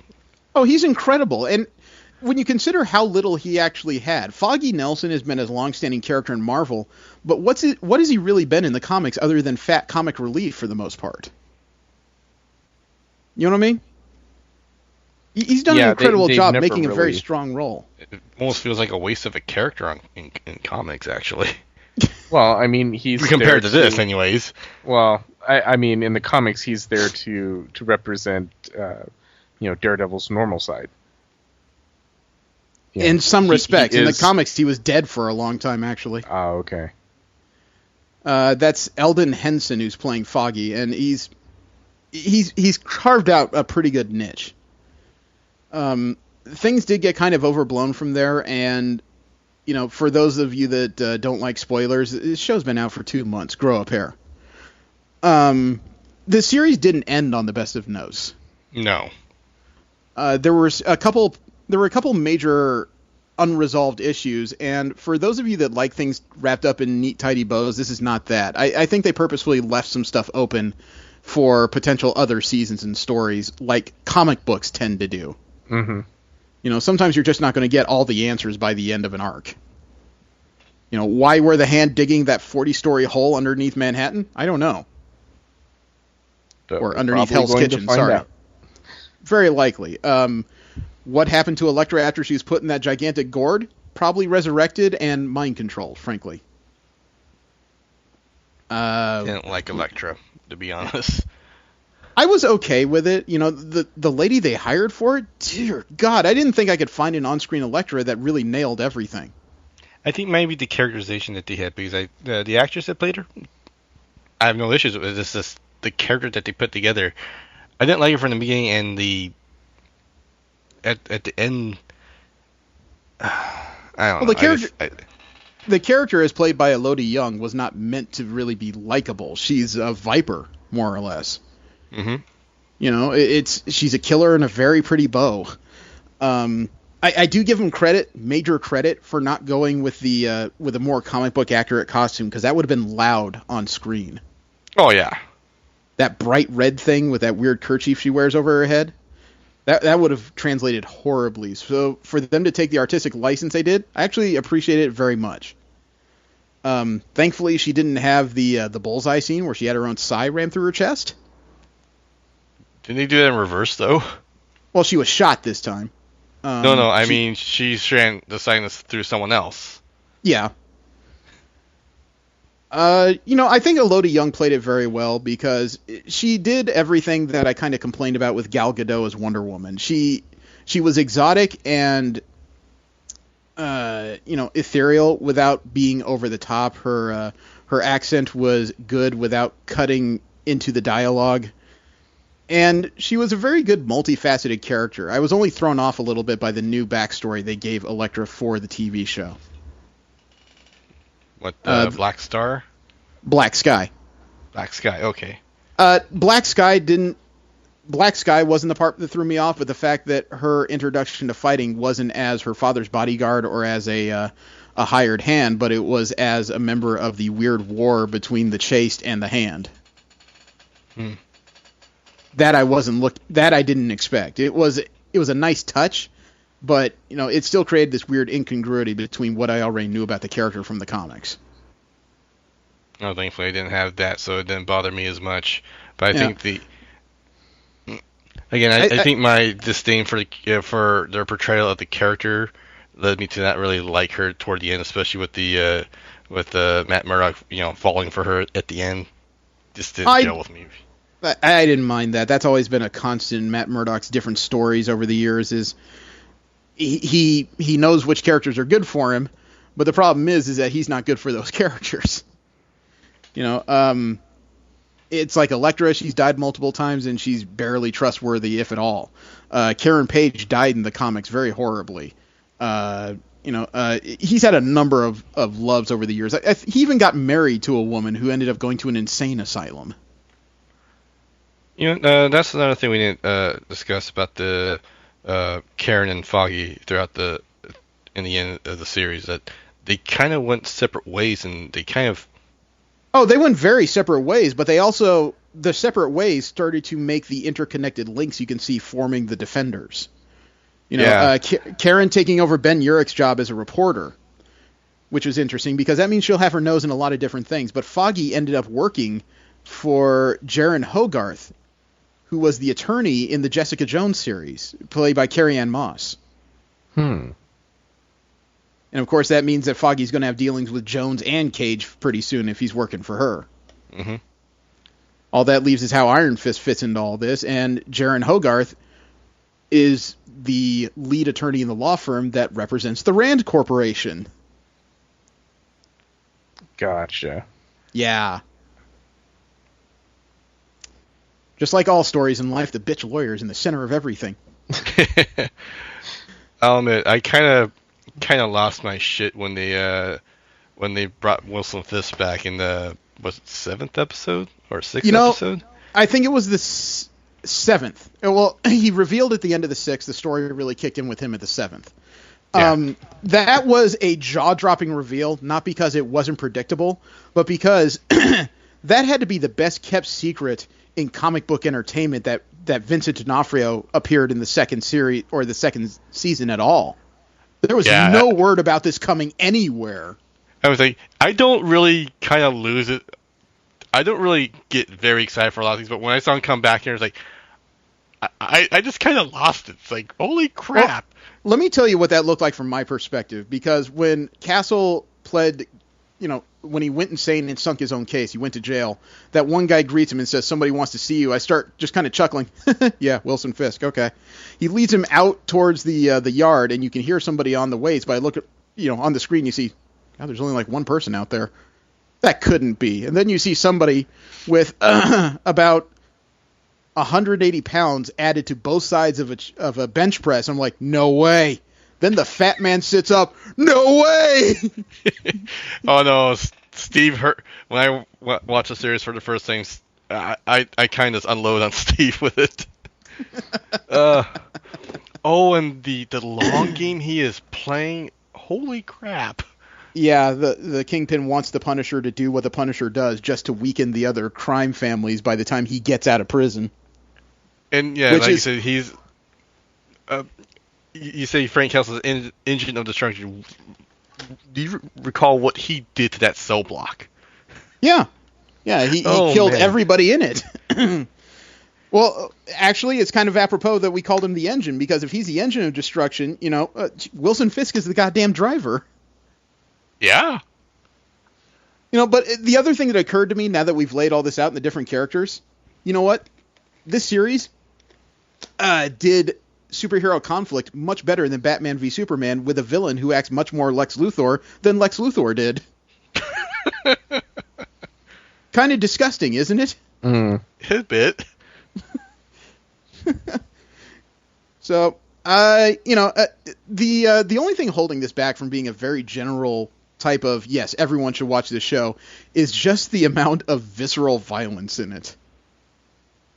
I'm talking about a certain amount of violence that in some episodes makes me actually squirm a bit, and I'm 39 at this point. That shouldn't be possible. Oh, yeah, I think a lot of it was in the prison block. Yeah. Oh god, that was. Yeah, that was brutal. The Punisher versus 9 guys with a shiv. So, yeah, it was going to be ugly. And then that confrontation he had with Fisk afterwards. When Fisk nearly beat him to death, and he says, let him go. Oh, yeah. Like, let him go? I was just as confused as the other guys who were rushing to his aid. You want to let him go? Do you know what that means? Admittedly, I was a bit disappointed when they introduced Frank Castle's superior, who was played by well-known actor Clancy Brown, or voice actor Clancy Brown. No, he's an actor. Yeah, actor, whatever. I respect the guy, but he's notoriously plays those well-meaning characters at the beginning turn villain at the end. Not always, because the first time I remember seeing Clancy Brown, I've seen him in. Yeah, the first time I've seen Clancy Brown was when he had a mohawk and he was trying to cut off the head of the Highlander. Okay. I haven't seen that movie, but most. Steve, drag him outside and beat him right now. He's too tired. You haven't seen Christopher Lambert scream, "There can be only one," you sad sack. I'm just saying that most of the things I've seen him in, he's always portrayed the same type of character, which usually involves a betrayal at the end. I didn't have a problem with that. The only problem I had was that the story arc involving his character seemed almost extraneous to everything else going on. It wasn't fleshed out as well as it could have been. I think that's what the Punisher series might, delve into then. I don't think you want to go backwards with that. The question is, where are they going? Because I get the feeling that the Defenders is going to deal with the second coming of Wilson Fisk and his actual overt empire instead of the quiet one he tried to build behind the scenes. Either that or whatever the hell the Hand is working on. One of the two. I don't know. For some reason, I keep falling back to the Shadowlands story. I don't think you're going to go there on the first shot. No way. That is such a complicated story, and it's not a very good story critically. Do you know what Shadowland involved? I know Wilson Fisk and the Hand, and that's the extent of what I know. Okay, Daredevil was given control of the hand by the hand itself. So he had to make all these Pyrrhic decisions about what to do with a major criminal organization. Seemed like he was doing well, then he started to make some morally questionable stuff, started to get darker and darker, and just when it seems like this is a story about the fall of a superhero, it turns out Daredevil has been possessed by the beast of the hand, as they put it. Some mythical monster that's taken over his body. Oh, yeah. So they sucked the wind out of it. So I would not go to Shadowland. I would start with something a little more regular, because after all, this is the first meeting of these 4 characters as a crew.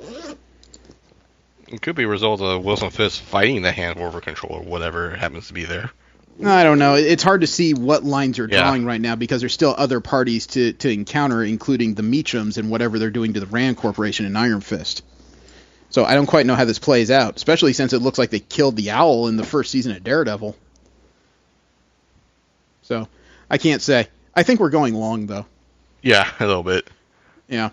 So I think we need to wrap this up. I think it's a general... It's something I'd recommend to people, but you got to be at least 16 to watch this show. Seriously. Yeah, Mm-hmm. yeah. The imagery, everything. Yeah. The imagery, the thematics, the language. This is not meant for kids at all. If you look this up on Netflix and say, "Look, Billy, it's a superhero," Billy's going to come to you screaming in the middle of the night. Just remember Talking what happened with Deadpool. No, Deadpool. They're just asking, "Mommy, why is she behind him with that thing around her waist?" Well, Billy, that's a funny story. No, but I think it's good for older people. It's a universe you can get involved with one Netflix subscription, and then you get 2 seasons of Daredevil, 1 season of Jessica Jones, and in a few months you even get Cage in that mix as well. Mm-hmm. So you could get a lot of bang for your $15 a month. Did you guys have any books you wanted to check out upcoming? I recently came across a comic book series at BabsCon, actually, that isn't Pony. It's called Princeless. Princeless. Princeless. It's written by Jeremy Whitley. It's his own personal project. Is this a Pride book? I have no idea. I just only seen the covers. Okay, you might want to do some more research before we start reading something, like that. Nominated for 2 Eisners, actually. I got one. Yeah. I got one that we haven't delved into before. Okay. We haven't delved into the Astonishing Ant-Man. That's true. It's a character that's definitely on the block, and as of next week, next week we're supposed to be talking Civil War. I damn near completely forgot. It's going to be definitely out by next Saturday. Next week is supposed to be Civil War. We discussed this beforehand. I remember now. So next week we'll do Civil War. After that, we can do Astonishing Ant-Man, like the first 4 from 2014 before the Secret Wars. How's that sound? Okay. All right. So next week it is Civil War. Let's see if Marvel's created another blockbuster or have they laid their first goose egg. I almost expected a pithy remark. Thank you for tuning in. I invite you to roll with us next week. Have a great one. I am Jeremy. Steve. And Jesse. Don't jerk and drive. Take care.